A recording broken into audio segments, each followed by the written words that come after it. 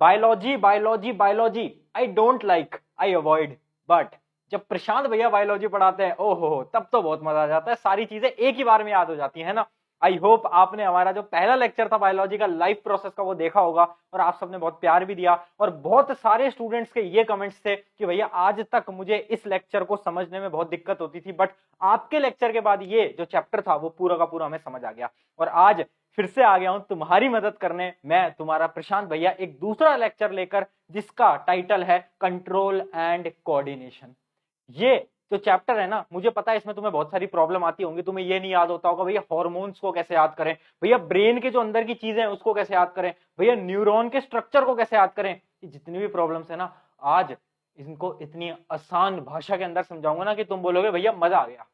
और अगर सच में मजा आ जाए ना, तो जब इस लेक्चर को पूरा देख लो ना तो कमेंट में लिख भी देना हाँ भैया जी बिल्कुल मजा आ गया। बट लेक्चर को शुरू करने से पहले हाँ भाई भाइयों और बहनों, अपना जोश लिख दो यार। तुम्हें पता ही है हमारी प्रथा, पहला लेक्चर तो नहीं देख रहे ना, पता है ना क्या, जोश मीटर। जोश मीटर में अपना जोश लिख दो, 100 में से कितना जोश है तुम्हारे अंदर, जल्दी लिख दो फटाफट से। कितना है भैया जोश, जल्दी बताओ। अभी हमारे पास यहाँ पर लिखने की स्पेस नहीं है, वरना भैया तुम्हें यही लिख कर दिखा देता जोश मीटर, बट तुम अभी कमेंट में लिख दो 100 में से जोश कितना है। और ये जो तुम्हारा जोश है ना, ये क्लास के एंड तक मैं मेंटेन रखूंगा, ये मेरी जिम्मेदारी है। बट हाँ, तुम्हारी एक जिम्मेदारी है कि तुम्हें डिस्ट्रैक्टेड नहीं होना है। अभी कुछ लड़के लड़कियां क्या करेंगे ना, कमेंट में चैटिंग करने लग जाएंगे लाइव चैट के अंदर कि अरे यार और कैसी हो सुनैना, और कैसे हो स्नेहा, और कैसे हो। ये सब नहीं करना है, ये सब नहीं करना है। जो पढ़ा रहा हूं वो पढ़ लो। समय तुम्हारे पास कम है, तुम्हें पता है तुम्हारा गोल बहुत बड़ा है, तुम्हारा लक्ष्य बहुत बड़ा है, तुम्हें 95 लेकर आनी है, वो सपना तुमने देखा है, तो यहां पर मेहनत लगाकर पढ़ लेना। मैं फिर से बोल रहा हूं, इस लेक्चर को देखोगे एनसीईआरटी पढ़ने की कोई जरूरत नहीं आएगी, जितना मैं कराऊंगा इनफ है। चाहे तुम किसी भी बोर्ड से एग्जाम दे रहे हो, अगर तुम्हारे पेपर के अंदर ये चैप्टर आ रहा है तो आज जो मैं पढ़ाऊंगा वो इनफ है। एनसीईआरटी की एक एक लाइन उठाकर तुम्हारे लिए लेकर आया हूं और बहुत आसान भाषा में लेकर आया हूं। क्वेश्चंस की प्रैक्टिस भी इसके अंदर बीच बीच में हम करते रहेंगे। और एक कीवर्ड बता रहा हूं मैं, कीवर्ड क्या है, कीवर्ड है अलर्ट। जब भी मैं बोलूं ना अलर्ट, तो बिल्कुल अलर्ट हो जाना, क्योंकि उस समय पर मैं कोई ऐसी चीज बताने वाला हूँ जो कि आपके एग्जाम के अंदर आएगी आएगी, ठीक है। तो कीवर्ड क्या है, अलर्ट। ये आपके और मेरे बीच में रहना चाहिए, हमारा कीवर्ड क्या है, अलर्ट। चलो तो स्टार्ट करते हैं। कंट्रोल एंड कोऑर्डिनेशन, सबसे पहले ये है क्या, क्या है कंट्रोल एंड कोऑर्डिनेशन। इमेजिन करो, इमेजिन करो तुम्हारे पापा ने तुम्हें थप्पड़ मारा है ना। भैया ये सब क्यों इमेजिन करा रहे हो, इमेजिन कर लो यार, तुम्हारे मार्क्स कम आ गए और तुम अपने पापा के पास गए, पापा वो मेरे ना 100 में से 33 आए हैं, बस मैं पास हुआ हूं। और तुम्हारे पापा ने मारा थप्पड़। जब तुम्हारे पापा ने तुम्हारे गाल पे मारा थप्पड़, तो तुम्हें थोड़ा सा पेन फील होता होगा, है ना, थोड़ा बहुत दर्द होता होगा गाल पे, हुआ है ना दर्द, पड़े है ना थप्पड़, नहीं पड़े तो यार चलो आज चले जाना अपने पापा से, बोलना पापा मेरे कम नंबर आए तो थप्पड़ पड़ेगा, दर्द होता है। तो जो दर्द है ना वो तुम्हें फील क्यों हुआ, कभी सोचा है ये दर्द हुआ क्यों, फील क्यों, कंट्रोल एंड कोऑर्डिनेशन की वजह से। एक ऐसा सिस्टम जिसकी वजह से हमें पेन फील होता है, हमें हीट फील होती है, हमें कोल्ड फील होता है, और उसी सिस्टम को आज हम पढ़ने वाले हैं, बिल्कुल डिटेल में पढ़ेंगे, है ना। बेसिक चीजों के बारे में भी बात करूंगा, बट आज मेजरली हम 3 टॉपिक्स को कवर करने वाले हैं और यही 3 इस पूरे चैप्टर को बनाते हैं। पहला टॉपिक क्या है, ह्यूमन नर्वस सिस्टम। ये जो ह्यूमन है, ह्यूमन बॉडी है, ये कैसे काम करती है, नर्वस सिस्टम क्या होता है, सारी चीजें डिटेल में पढ़ेंगे, न्यूरॉन, ब्रेन वगैरह सब। उसके अलावा दूसरा क्या है, एंडोक्राइन सिस्टम, एंडोक्राइन सिस्टम भी पढ़ेंगे कि ग्लैंड्स क्या होते हैं, हार्मोन क्या होते हैं, और तीसरी चीज प्लांट मूवमेंट एंड हार्मोन, ये भी पढ़ेंगे। देखो ये जो तीनों पोर्शन है ना, उसमें से सबसे ज्यादा इंपॉर्टेंट तो ये है, क्योंकि मैं बहुत सालों से देख रहा हूँ, पिछले 3 साल से ना इसी से सवाल आते हैं, मतलब ह्यूमन नर्वस सिस्टम तो बहुत इंपॉर्टेंट है। उसके अलावा जो सेकंड इंपॉर्टेंट है ना, वो है हमारे लिए ये प्लांट मूवमेंट एंड हार्मोन, और उसके अलावा थर्ड इंपॉर्टेंट है एंडोक्राइन सिस्टम। इससे सवाल थोड़े बहुत आजकल कम आ रहे हैं, बट हम तो पूरा डिटेल में पढ़ेंगे। तो पहले शुरू किससे करें, बताओ भाई, जल्दी बताओ, शुरू करते हैं ह्यूमन नर्वस सिस्टम से। पढ़ लेते हैं ना कि भैया नर्वस सिस्टम होता क्या है, क्या चीज है आखिर ये, कोई दिक्कत नहीं, आपको बिल्कुल डिटेल में हम पढ़ा देते हैं। सबसे पहले बात करते हैं, मैंने आपको बता दिया, हम ह्यूमन नर्वस सिस्टम पहले पढ़ेंगे, उसके बाद हम एंडोक्राइन सिस्टम पढ़ेंगे। सबसे पहले हम पढ़ लेते हैं भैया ह्यूमन नर्वस सिस्टम। तो जो ह्यूमन नर्वस सिस्टम है ना, वो 2 पार्ट के अंदर डिवाइड करा गया है। बहुत ध्यान से सुनते चलना, जितनी चीजें बताऊंगा वो इनफ होंगी, ज्यादा इधर उधर के सवाल मत पूछना, भैया ये भी बता दो, भैया वो भी बता दो, जितना पढ़ाऊंगा पेपर में वही आएगा, है ना। तुम्हारे जैसे 4 साल से बच्चों को 95 96 लेकर आ रहे हैं, तो हमें सिलेबस पता होता है, तो टेंशन मत लो। तुम ये सोच रहे हो प्रशांत भैया आपने ये मिस कर दिया, अरे यार वो तेरे पेपर में ही नहीं आएगा ना, तभी तो नहीं पढ़ाया होगा, थोड़ा सा है ना भरोसा रखना पड़ेगा, थोड़ा भरोसा रखो अपने प्रशांत भैया पे, तुम्हें आज तक कुछ गलत नहीं पढ़ाया, ना कभी गलत पढ़ाऊंगा। चलो बात करते हैं, सबसे पहले नर्वस सिस्टम के 2 पार्ट होते हैं। सबसे पहला क्या है, सेंट्रल नर्वस सिस्टम। अब इसकी ना एक शॉर्ट फॉर्म याद रखनी है आपको। सबसे पहले बताओ बोर्ड एकदम क्लियर है क्या, क्लियर है क्या एकदम बोर्ड, एकदम क्लियर है क्या? बहुत सही, बहुत सही, बहुत सही, बहुत सही, बहुत सही, ठीक है, एकदम क्लियर है। थोड़ा सा जूम इन कर लेते हैं, बच्चों को छोटा दिख रहा है। देखो ह्यूमन नर्वस सिस्टम के दो पार्ट हैं, पहला है सेंट्रल नर्वस सिस्टम, इसकी शॉर्ट फॉर्म याद कर लेना CNS, क्योंकि बहुत बार मैं लेक्चर के अंदर CNS बोलूंगा तो तुम्हारे दिमाग के अंदर स्ट्राइक हो जाना चाहिए, अच्छा सेंट्रल नर्वस सिस्टम की बात हो रही है। दूसरा क्या है? पेरिफेरल नर्वस सिस्टम, इसकी शॉर्ट फॉर्म क्या होती है? PNS। अब तुम सोच रहे होगे भैया ये CNS PNS है क्या? चलो इसके बारे में थोड़ा सा डिटेल में बात कर लेते हैं, टेंशन की घबराने की कोई बात नहीं है, मैं खड़ा हूं यहाँ पर, टेंशन मत लो। चलो पहले बात करते हैं, सेंट्रल नर्वस सिस्टम के दो पार्ट होते हैं। क्या? सेंट्रल नर्वस सिस्टम का मतलब कुछ नहीं है, एक ऐसा सिस्टम जिसके अंदर दो चीजें आ रही हैं। क्या? आपका ब्रेन, आपका ब्रेन। अब तुम कहोगे भैया मेरा एक दोस्त है उसमें तो दिमाग की कमी है ना, तो उसका उसका थोड़ा सा अलग सीन है, उसको छोड़ो। बट हाँ ब्रेन तो सब में होता है, किसी का खाली होता है, किसी का कम होता है, किसी का ज्यादा होता है, वो अलग बात है, बट ठीक है ब्रेन। दूसरी चीज क्या है? Spinal cord. दो चीजें आ रही हैं, क्या आ रही है? मेरे साथ बोलेंगे, ब्रेन स्पाइनल कॉर्ड, मेरे साथ बोलते चलना, याद होता जाएगा। मेमोरी, बिल्कुल मेमोरी के अंदर घुसाएंगे आज। चलो क्या है? ब्रेन और स्पाइनल कॉर्ड, किसके अंदर है? Central nervous system. अब बात करते हैं पेरिफेरल नर्वस सिस्टम, ये क्या होता है? ये नर्व्स का कनेक्शन होता है, बहुत सारी नर्व्स के जो कनेक्शन होता है ना, उसको हम क्या बोलते हैं? Peripheral nervous system. अब नस क्या होता है? नर्व्स क्या होता है? तुमने वो देखा दिल टूटे आशिक जो होते हैं, जो कि लिखते हैं कि अगर सुनैना तुमने मुझसे आज बात नहीं करी तो मैं आज अपनी नस काट लूंगा, बोलते हैं ना वो लोग। पर वो लोग इतने बेवकूफ है ना कि उनको ये नहीं पता कि अगर तुम हाथ यहाँ से काटोगे ना तो तुम्हारी नस नहीं कटेगी, तुम्हारी वेन कटेगी। वेन याद आया? लाइफ प्रोसेस में पढ़ाया था, वेन आर्टरीज। तो ये जो आपको दिखता है ना, ये वेन होती है। जो नर्व्स होती है ना, जो नस होती है, वो आपके अंदर होती है और अंदर होती है। तो जो बेवकूफ लोग बोल रहे होते हैं ना कि यार अगर तुमने मुझे हाँ नहीं बोला तो अपनी नस काट लूंगा, उसको बोलो कि भाई सबसे पहले तो भाई वो नस नहीं है, ठीक है, ये नस नहीं है, नस अंदर होती है, वो पेरिफेरल नर्वस सिस्टम के अंदर आती है ना। तो आप थोड़ी साइंस पढ़ा देना, जो भी आपका दोस्त हो या आपकी दोस्त हो तो उनको साइंस जरूर पढ़ाना। तो देखो आपको एक डायग्राम से मैं समझा देता हूँ, आई होप डायग्राम एकदम स्क्रीन पे विजिबल है क्या? जल्दी बताएं, हाँ या ना बोलो यार। बिल्कुल विजिबल है। चलो तो देखो सबसे पहले हमने बताया ये हमारा दिमाग। अब बहुत सारे लोग बोलेंगे ये तो भैया कुछ लोगों में कम है, बट कोई बात नहीं है तो ना, ये आपका ब्रेन, ये क्या है? आपकी स्पाइनल कॉर्ड, आपको पता है। और ये जो येलो वाली लाइंस है ना, ये क्या है? ये है आपकी नर्व। जितनी भी नर्व्स है ना बॉडी के अंदर, वो क्या है? येलो से मैंने रिप्रेजेंट कर दी है, ठीक है। तो जो पिंक वाला है ना, वो तो है हमारा क्या? CNS। और ये जो येलो वाला है ना, वो क्या है? मेरा PNS। क्लियर है? क्लियर है? CNS और PS के अंदर डिफरेंस समझ गए क्या? जल्दी बताओ, जल्दी बताओ, डिफरेंस समझ गए क्या? जल्दी बताओ यार, जल्दी बताओ, डिफरेंस समझ गए क्या? अच्छा रिफ्लेक्स एक्शन की डेफिनेशन लिखिए, इसको भी मत देखना, ये बाद में पढ़ेंगे, यहाँ पर गलती से मिसप्रिंट हो गया होगा, छोड़ो, ठीक है। तो आई होप कि आपको यहाँ तक क्लियर हो गया होगा कि होता क्या है बेसिकली। अब थोड़ा सा बात कर लेते हैं पेरिफेरल नर्वस सिस्टम के अंदर, क्योंकि पेरिफेरल नर्वस सिस्टम उतना इंपॉर्टेंट नहीं है। इसके अंदर 3 नर्व्स होती हैं, उसको आप नोट डाउन कर लेना, उसी में से सवाल आता है, अगर आता है तो उतना इंपॉर्टेंट नहीं है। जो CNS है ना, सेंट्रल नर्वस सिस्टम, वो बहुत इंपॉर्टेंट है, उसको डिटेल में पढ़ेंगे। बट PNS के अंदर देखो 3 टाइप की नर्व्स होती हैं, बहुत ध्यान से समझेंगे। 3 टाइप की हमारी नर्व्स होती हैं, कौन कौन सी होती हैं? पहली नर्व बहुत इंपॉर्टेंट, ध्यान से देखना, spinal nerves. I hope visible है, आई होप विजिबल है। भैया बहुत छोटा दिख रहा है, अरे यार क्या कर सकते हैं, अब छोटा दिख रहा है तो उसके लिए क्या कर सकते हैं, थोड़ा बहुत साइज इंक्रीज कर दूं, पर फिर दिखेगा नहीं तुम्हें, क्या करें। चलो कोई नहीं, पहले देखो, पहले एक बार रीड कर लेना स्पाइनल नर्व्स। स्पाइनल नर्व्स क्या होती हैं? देखो डेफिनेशन छोड़ो, मैं तुम्हें समझाता हूँ क्या होती है। वो नर्व्स जो कि आपकी जो स्पाइनल कॉर्ड है ना, जो आपकी रीढ़ की हड्डी है, उससे कनेक्टेड होती हैं, वो क्या कहलाती हैं? Spinal nerves. अगर कोई पूछेगा क्या होता है स्पाइनल नर्व, समझ आ गया ना, वो वाली नर्व्स जो कि एंड में स्पाइनल कॉर्ड जो होता है हमारा, उससे कनेक्टेड होती हैं, वो क्या कहलाती हैं? Spinal nerves. उसके अलावा एक होती है क्रैनियल नर्व्स। क्रैनियल नर्व्स क्या होती है? अगर कोई भी पूछ ले भैया क्रैनियल नर्व्स क्या बताओगे? क्रैनियल नर्व्स वो नर्व्स होती हैं जो कि आपके ब्रेन से कनेक्टेड होती हैं। किससे? ब्रेन से। उनको हम क्या कहते हैं? Cranial nerves. और एक और प्रकार की होती है जो कि हमारी विसरसल नर्व्स, वो क्या होती है? Arise from the spinal cord. ये वो होती हैं जो कि हमारा ना स्पाइनल कॉर्ड से निकलती हैं, बट जो हमारे इंटरनल ऑर्गन्स होते हैं ना, अलग अलग ऑर्गन, स्टमक, पैनक्रियाज वगैरह, इन सब में जाके मिलती है। तो समझ गए, नर्वस सिस्टम के अपने 3 पार्ट समझ गए। क्या है हमारी 3 नर्व्स? स्पाइनल नर्व्स, क्रैनियल और क्या? विसरल। इन तीनों को याद रखेंगे। ये लास्ट वाली याद आप अगर नहीं भी करते हो तो भी कोई दिक्कत नहीं है, क्योंकि सवाल इन्हीं 2 में से आता है। अब तुम पूछोगे भैया आपको कैसे पता, आप बना रहे हो क्या बोर्ड का पेपर? नहीं मैं नहीं बनाता, बट मैं देख रहा हूँ पिछले 3-4 साल से, उतना एक्सपीरियंस हो गया है, ठीक है। स्पाइनल नर्व्स, क्रैनियल नर्व्स, दोनों बहुत इंपॉर्टेंट है। स्पाइनल नर्व्स में एक चीज याद रखना, ये आपके स्पाइन में कनेक्टेड होती हैं, क्रैनियल ब्रेन में कनेक्टेड होती हैं। आई होप यहां तक एकदम क्लियर हो गया होगा। हमने क्या बात करी? पहले हमने बात करी CNS, PNS।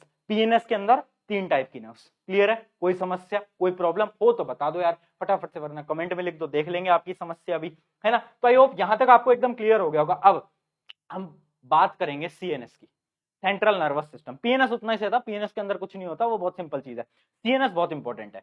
अब अगर आपको सीएनएस समझना है ना, अगर आपको सेंट्रल नर्वस सिस्टम समझना है ना, तो कुछ टर्म्स आपको समझनी पड़ेंगी। कुछ टर्म्स होती हैं एनसीईआरटी के अंदर, ऐसी टर्म्स का जिक्र है बट उसके बारे में एक्सप्लेनेशन नहीं है। जैसे कि कुछ टर्म्स बोलते हैं स्टिमुलाई, स्टिमुलस, पढ़िए कहीं, हाँ या ना बोल, पढ़िए, हाँ भैया पढ़ी तो थी पर समझ नहीं आ पाया, कोई दिक्कत नहीं मैं समझा दूंगा। दूसरी रिसेप्टर, पढ़िए, हाँ भैया ये भी सुना है। तीसरी इफेक्टर, पढ़ा है। चौथा रिस्पॉन्स, याद आ रहा है कुछ? धुंधली धुंधली यादें, याद आ रहा है कुछ? नहीं आ पा रहा? चलो समझा देते हैं यार, आ जाओ। सबसे पहले हम बात करेंगे स्टिमुलाई या फिर स्टिमुलस, स्टिमुलाई या फिर स्टिमुलस, ठीक है। स्टिमुलाई या फिर स्टिमुलस हम इसको बोल रहे होते हैं, ये होता क्या है पहले ये समझ लेते हैं। वही एग्जांपल लेते हैं, कौन सा, कि तुम्हारे मार्क्स आ गए कम और तुम्हारे पापा ने मारा जोर से थप्पड़। अब क्या हुआ ना कि तुम्हारे पापा ने जैसे ही तुम्हें थप्पड़ मारा ना, तो तुम्हें एक पेन फील हुआ है ना, एक तुम्हें पेन फील हुआ। तब सोचो कि वो पेन फील हुआ क्यों, उसकी पूरी हम सिस्टम समझते हैं, साइंटिफिक टर्म में समझते हैं, ठीक है। तो अब देखो, जब तुम्हारे पापा ने तुम्हें थप्पड़ मारा तो उनकी जो एनर्जी थी वो तुम्हारे गाल के ऊपर आई। अब वो जो एनर्जी थी ना, वो हमारे लिए क्या है? वो हमारे लिए है साइंटिफिक टर्म्स में स्टिमुलस या फिर स्टिमुलाई। मतलब स्टिमुलाई वो चीज है जिससे कि कुछ चीज हो रही है। अभी तुम्हें समझ नहीं आ पा रहा होगा, एक और एग्जांपल ले लेते हैं। इमेजिन करो एक बोतल ले आते हैं, एक बोतल है, ये लाल कलर की बोतल ले लेते हैं। हाँ, अब ये बोतल है, इमेजिन करो इसमें बहुत गर्म पानी, बहुत गर्म। जैसे ही मैं इसको छूऊंगा ना, तो मुझे हीट का महसूस होगा और मैं हाथ को पीछे कर लूंगा। यही करते हैं ना जब गर्म बोतल को टच करते हैं। तो ये हो कैसे रहा है? अब ये जो इसकी हीट है ना, ये क्या है मेरे लिए? ये मेरे लिए स्टिमुलस, क्योंकि इसी हीट की वजह से मैंने अपने हाथ को पीछे करा। तो हीट क्या है? स्टिमुलस। तो स्टिमुलस की डेफिनेशन समझ लेते हैं। स्टिमुलस कुछ नहीं होता था, फैक्टर विच ब्रिंग रिस्पॉन्स और change in environment. Scientific term में स्टिमुलस वो चीज होती है जिससे कि कुछ चेंज होता है। ये डेफिनेशन बहुत अटपटी है, मैं समझ रहा हूं, बट आप एक एग्जांपल से समझो ना। तुम्हारे पापा ने जो थप्पड़ मारा, उनका जो हाथ तुम पे पड़ा, वो तुम्हारे लिए क्या था? स्टिमुलस। ये जो पानी जितना गर्म था, इससे जिससे कि तुमने टच करके हाथ पीछे करा, वो जो पानी की हीट थी वो तुम्हारे लिए क्या थी? स्टिमुलस। तो स्टिमुलस क्या हुआ? स्टिमुलस कुछ भी हो सकता है यार, वो चीज जिससे कोई चेंज आए एनवायरमेंट के अंदर। अलग अलग प्रकार के स्टिमुलस होते हैं। स्टिमुलस हो सकता है टच में, विजन में, टेस्ट में, स्मेल में, हियरिंग में, किसी के अंदर भी हो सकता है। जैसे बहुत बार होता है ना, गाना बहुत तेज चला दिया, वो शादियों के अंदर डीजे वीजे चलते हैं ना, उसके अंदर बहुत नाच रहे होते हैं लोग, तो डीजे की कभी कभार वॉल्यूम बहुत तेज हो जाती है, तो आपको अचानक से ऐसे कान में दिक्कत होने लगती है और आप कान बंद कर लेते हो, ऐसा करते हो ना। तो वो जो वॉइस थी ना, वो जो नॉइज था, वो आपके लिए क्या था? स्टिमुलस। तो स्टिमुलस क्या है? जो एक ऐसी चीज जिससे कि कोई चेंज आ रहा हो, बस। एकदम क्लियर। आई होप ये पहला एकदम क्लियर हो गया होगा। मुझे पता है थोड़ा अटपटा लग रहा है समझने में, बट आसान होगा। बस आपने स्टिमुलस समझा कि आपके पापा ने जो थप्पड़ मारा वो आपके लिए क्या था? स्टिमुलस। अब एक चीज बताओ, जब आपके पापा ने आपको थप्पड़ मारा, तो उसका दर्द आपको महसूस क्यों हुआ? सोचो यार, दर्द क्यों महसूस हुआ मुझे? क्योंकि आपका जो गाल है ना, आपके जो चीक्स हैं, उसके अंदर मसल्स हैं, और मसल्स के अंदर क्या है? रिसेप्टर्स। रिसेप्टर्स क्या होते हैं? आ जाओ रिसेप्टर्स को भी पढ़ लेते हैं। तो दूसरा है हमारा रिसेप्टर। रिसेप्टर क्या होता है? रिसेप्टर इज अ सेल या फिर group of cell in a sense organ which is sensitive to a particular type of stimulus. जब आपके थप्पड़ पड़ा तो आपको दर्द हुआ, क्यों? क्योंकि आपके अंदर मसल्स के अंदर क्या होता है? रिसेप्टर। और जैसे ही उस रिसेप्टर को पता चला कि अच्छा फोर्स लगी है, तो रिसेप्टर ने आपको क्या संकेत दिया कि क्या हुआ है? दर्द हुआ है, पेन हुआ है। समझ पाए? पहले हमने क्या पढ़ा? स्टिमुलाई। दूसरा हमारा क्या है? रिसेप्टर। रिसेप्टर की एक और डेफिनेशन देख लेते हैं, आसान भाषा के अंदर आपको रिसेप्टर की एक डेफिनेशन बता देता हूं। रिसेप्टर क्या होते हैं? एक ऐसे टाइप के सेल्स होते हैं जिससे कि कोई चेंज आपको दिखे, कि आपको अगर पेन हो रहा है तो आपको महसूस हो। रिसेप्टर मतलब किसी चीज को रिसीव करना, ठीक है। अब रिसेप्टर कितने टाइप के होते हैं वो पढ़ लेते हैं, क्योंकि इसका भी सवाल आया हुआ है कि रिसेप्टर के कुछ क्लासिफिकेशंस दिखाओ। तो आ जाओ, टाइप ऑफ रिसेप्टर पढ़ लेते हैं। सबसे पहला क्या है? पहला है हमारा, बहुत ध्यान से देखिएगा, एक इंपॉर्टेंट चीज बताने जा रहा हूं। पहला है हमारा फोनो रिसेप्टर। ये इसको नोट करो। अलर्ट मोड पे आ जाओ भैया, alert alert alert alert. Signal याद है? हाँ सिग्नल याद है, आ जाओ, लिखो जल्दी, लिखो जल्दी, नोट करना स्टार्ट करो। फोनो रिसेप्टर। फोनो रिसेप्टर क्या होता है? फोनो रिसेप्टर क्या होता है? कान वाले रिसेप्टर्स जो कि साउंड को रिसीव करते हैं, उनको हम क्या बोलते हैं? फोनो रिसेप्टर। आई होप ये एकदम क्लियर हो गया होगा। It helps in hearing and maintaining the balance of the body. फोनो रिसेप्टर। आगे बात करते हैं। दूसरा क्या है हमारा? दूसरा है हमारा फोटो रिसेप्टर। दूसरा है हमारा photo receptor. Photo receptor obviously बात है, फोटो, फोटो मतलब लाइट से रिलेटेड होगा, मतलब आईज से रिलेटेड होगा। हाँ, तो जो देखने वाले रिसेप्टर्स होते हैं ना, वो क्या कहलाते हैं? हमारे फोटो रिसेप्टर। ये सारी चीजें नोट करते जाना। टाइप्स ऑफ रिसेप्टर पे क्वेश्चन आया था। क्वेश्चन आया था कि define the role of receptor and its type, ऐसा एक सवाल आ चुका है। तो टाइप्स में आपको बता रहा हूं, दो बता दिए। तीसरा देखते हैं। तो अगला है हमारा all factory receptors. All factory receptors ये क्या होता है? ये वो रिसेप्टर्स हैं जो कि आपको स्मेल के बारे में बताते हैं। जैसे आपने बोलते हो ना कि यार ये जो परफ्यूम है ये बहुत अच्छी खुशबू दे रहा है ना। ये खाने की बड़ी आपको खुशबू आती है कि यार भैया वो बर्गर वाला ना बड़ी दूर से उसकी खुशबू आ जाती है। कैसे आ जाती है? क्योंकि आपके पास क्या है, ऑल फैक्ट्री रिसेप्टर्स। अगर आपके पास ये ना हो तो क्या आपको कोई खुशबू या बदबू आपको कुछ फील ही ना हो। ठीक है, अगले के ऊपर बढ़ते हैं। अगला क्या है? अगला बहुत इंपॉर्टेंट है। अगला है हमारा प्यारा गस्टेटरी रिसेप्टर्स। ये बहुत इंपॉर्टेंट है ना। क्यों? ये आपके टेस्ट को डिसाइड करता है। आप बोलते हो ना कि यार ये वाला खाना बहुत टेस्टी है, ये वाला खाना बहुत बेकार है। कैसे? इस रिसेप्टर की वजह से।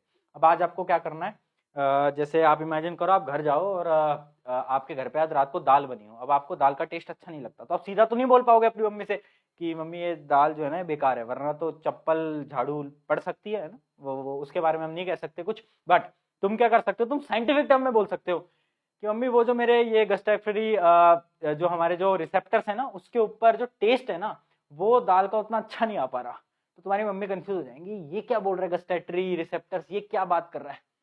बट तुम्हें पता है कि तुम क्या बात कर रहे हो, है ना। तो ऐसा कर सकते हो ताकि तुम्हारी मम्मी को भी पता ना चले और तुम भी बोल दो। ठीक है, तो चलो आई होप कि एकदम क्लियर हो गया गस्टेटरी रिसेप्टर्स क्या होते हैं आपके टंग वाले। वैसा ऐसा करना मत, वरना तुम्हारी जिम्मेदारी मैं नहीं लेता भाई। अगर तुम्हारी मम्मी को पता चल गया कि तुम कह रहे हो कि दाल अच्छी नहीं है, उसके बाद तो तुम्हें कौन बचा सकता है। चलो बात करते हैं स्किन की।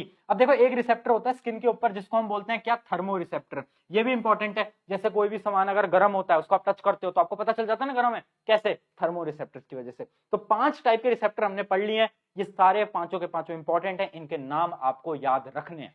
ठीक है, आई होप ये क्लियर है, यहां तक क्लियर है, सारी चीज समझ आ गई। पहले क्या पढ़ा हमने? Stimuli, stimulus. स्टिमुलस क्या होता है? जो भी चीज है जिससे आपको कोई चेंज महसूस हो रहा है। दूसरा हमने क्या पढ़ा? रिसेप्टर। रिसेप्टर क्या है? जो रिसीव कर रहे हैं सिग्नल को, जो रिसीव कर रहे हैं सिग्नल को वो क्या है? रिसेप्टर। 5 रिसेप्टर के टाइप। अब अगली बात करते हैं, आ जाओ आगे बढ़े। यहां तक क्लियर है क्या? जल्दी बताओ, यहां तक क्लियर है क्या? जल्दी बताओ रे। अरे जल्दी बोलो यार, जल्दी बढ़ो, जल्दी बताओ, जल्दी बताओ। चलो एकदम क्लियर है। अब अगली डेफिनेशन है हमारी इफेक्टर की। किसकी? इफेक्टर की। ये इफेक्टर की। अब ये बहुत इंपॉर्टेंट है, ये बहुत इंपॉर्टेंट है कि इफेक्टर क्या होता है। पहला स्टिमुलस, दूसरा क्या है? रिसेप्टर, अब तीसरा इफेक्टर। अब देखो हो क्या रहा है ना, जब भी आपने कुछ गर्म चीज छुई तो क्या हुआ? पहले आपको स्टिमुलस आया, स्टिमुलस कहां गया? रिसेप्टर के पास। रिसेप्टर ने सिग्नल्स भेजे आपके ब्रेन को, आपके ब्रेन को भेजे, और ब्रेन ने सिग्नल्स वापस भेजे कहां पर? इफेक्टर पे।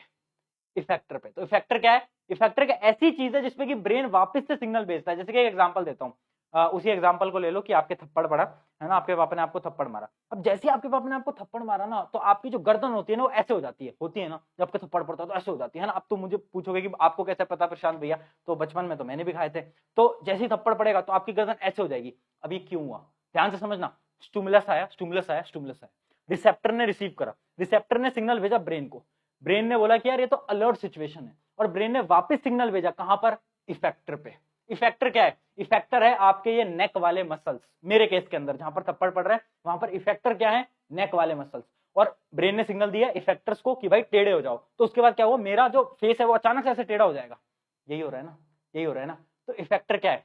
डेफिनेशन देख लेते हैं इफेक्टर की। इफेक्टर क्या है? Is a part of the body which can respond to a stimulus according to the instruction sent from the nervous system. बहुत इंपॉर्टेंट डेफिनेशन है। जैसे मैंने गर्म पानी को छुआ, गर्म पानी को जैसे ही छुआ तो मैंने हाथ पीछे कर लिया। ये जो मैंने हाथ पीछे करा ये मैंने क्यों करा? क्योंकि सिग्नल आया मेरे नर्वस सिस्टम से, मेरे मसल्स के अंदर कि भाई हाथ को पीछे कर लो, मैंने हाथ फिर पीछे कर लिया। ठीक है, समझ गए? Stimulus, receptor, effector. अब एक चौथी चीज और होती है जिसको हम बोलते हैं रिस्पॉन्स। वो कुछ भी नहीं होती, यहां पर ऐड कर लेना, यहां पर ऐड कर लेना, यहां पर ऐड कर लेना, रिस्पॉन्स। ठीक है, रिस्पॉन्स। रिस्पॉन्स क्या होता है? रिस्पॉन्स होता है कि आपने रिस्पॉन्ड कैसे करा। जैसे कि जब मेरे थप्पड़ लगा तो मैंने क्या करा? अपनी गर्दन को टेढ़ा कर लिया। तो ये जो पूरा प्रोसीजर था इसको मैं क्या बोलूंगा? रिस्पॉन्स। फाइनल रिस्पॉन्स क्या है? कि अगर मैंने गर्म पानी को टच किया तो मैंने हाथ ऐसे बैक कर लिया, तो ये क्या है? रिस्पॉन्स। तो आई होप आपको ये क्लियर हो गया होगा कि 4 मेजर चीजें जो मुझे आपको समझानी थी वो क्या था। पहला हमारा स्टिमुलाई, कि यार जब थप्पड़ पड़ा तो जो पापा का जो हाथ था वो मेरे लिए स्टिमुलाई था। उसके बाद जैसे ही मेरे रिसेप्टर्स ने उन चीजों को रिसीव करा, मेरे नर्वस सिस्टम में भेजा, नर्वस सिस्टम ने सिग्नल भेजा कि अरे सुन, अरे भाई सुन, तेरे तो चोट लगने वाली है, अपनी गर्दन को टेढ़ी कर ले। तो फिर उसने सिग्नल भेजा कहां पर? इफेक्टर के ऊपर। इफेक्टर क्या है? मेरे गर्दन के मसल्स। और फिर मैंने गर्दन टेढ़ी कर ली, और उसके बाद क्या हुआ? ये जो पूरा प्रोसेस है इसको मैं क्या बोलूंगा? रिस्पॉन्स। ये 4 चीज आई होप क्लियर हो गई होगी। आगे जो पूरा प्रोसेस है ना इन्हीं 4 चीजों पे घूमने वाला है। ये पूरा चैप्टर इन 4 चीजों पे है। अगर आपको ये 4 क्लियर हो गया फिर तो कोई प्रॉब्लम नहीं है, फिर तो कोई समस्या ही नहीं है। ठीक है, चलो आगे बढ़ते हैं। आई होप यहां तक एकदम आपको क्लियर हो गया होगा ये चारों पॉइंट। अब बढ़ते हैं हमारे मेन पॉइंट जो कि हम पढ़ने वाले हैं, जो कि है न्यूरॉन्स। न्यूरॉन्स बहुत इंपॉर्टेंट है, ध्यान से समझेंगे न्यूरॉन्स होते क्या है। अब हम जो नर्वस सिस्टम की बात कर रहे थे ना कि भैया ये हमारा नर्वस सिस्टम है, ये हमारा वो है, तो जो नर्वस सिस्टम है ना बना किससे है? ये न्यूरॉन्स से बना है। न्यूरॉन्स क्या है? सेल। सेल। तो न्यूरॉन्स की डेफिनेशन देख लेते हैं। न्यूरॉन सबसे पहले क्या है? न्यूरॉन है हमारा structural and functional unit of a nervous system. ये बहुत इंपॉर्टेंट लाइन है, इससे बार बार एक एमसीक्यू सवाल पूछ लिया जाता है, मतलब बहुत बेसिक सा सवाल होता है, तो सबको आता है कि न्यूरॉन को ही बोलते हैं, न्यूरॉन को ही बोलते हैं। अच्छा, ये जो लोग अभी तक लिख रहे हैं ना ये कि भैया ये चैप्टर छोड़ो, रिप्रोडक्शन पढ़ा दो, तुम्हें एक ही चैप्टर आता है ना, बस तुम्हें एक ही पढ़ना है, एक ही चैप्टर पढ़ना है। कुछ लोग तो ऐसे हैं ना जिनको बस एक ही चैप्टर पढ़ना है, उनको पढ़ना है रिप्रोडक्शन, उनके लिए बायोलॉजी कुछ नहीं है, उनके लिए रिप्रोडक्शन। जैसे कि हर एक बच्चा, एक नॉर्मल बच्चा बायोलॉजी को कैसे पढ़ता है, देखो बायोलॉजी की क्या डेफिनेशन, अगर एक नॉर्मल बच्चा है तो वो कैसे पढ़ेगा, देखो इसको पढ़ के दिखाओ। BIOLOGY, क्या है ये? क्या लिखा है मैंने? क्या लिखा है मैंने? बायोलॉजी है ना। बट ये जो लड़के हैं ना, इनके लिए क्या है ये? इनके लिए है ये ओनली एंड ओनली रिप्रोडक्शन। उनको बस ये पढ़ना है, उनको ऐसा लगता है ना जाने उस चैप्टर में ऐसा क्या है कि हमें तो बहुत ही मजा आ जाएगा। अगला चैप्टर वही पढ़ाऊंगा बेटा, सबर कर ले, है ना। और ऐसा पढ़ाऊंगा कि दिमाग के अंदर सेट हो जाएगा। ठीक है, तो जब पढ़ाई कर रहे होते हैं तब पढ़ाई की बात है, जब मजाक के मूड में होऊंगा तो मजाक करेंगे, जब काम की बात करेंगे, जब पढ़ाई की बात करेंगे तो पढ़ाई करेंगे। ठीक है, तो थोड़ा सा सीरियस हो जाओ। चलो अब बात कर रहे थे हम किसकी? नर्वस सिस्टम की। नर्वस सिस्टम के अंदर हमने क्या बात करी? न्यूरॉन्स। न्यूरॉन्स क्या होता है? न्यूरॉन्स होते हैं functional and structural unit of the nervous system. बहुत सिंपल चीज है।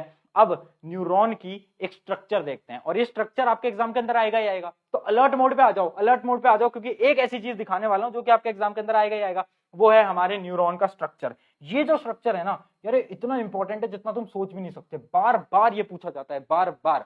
अब समझ लेते हैं सबसे पहले कि ये स्ट्रक्चर है क्या, उसके बाद न्यूरॉन की फंक्शनिंग समझ लेंगे कि न्यूरॉन काम कैसे करता है। ठीक है, बहुत इंपॉर्टेंट पार्ट है, अलर्ट में रहना।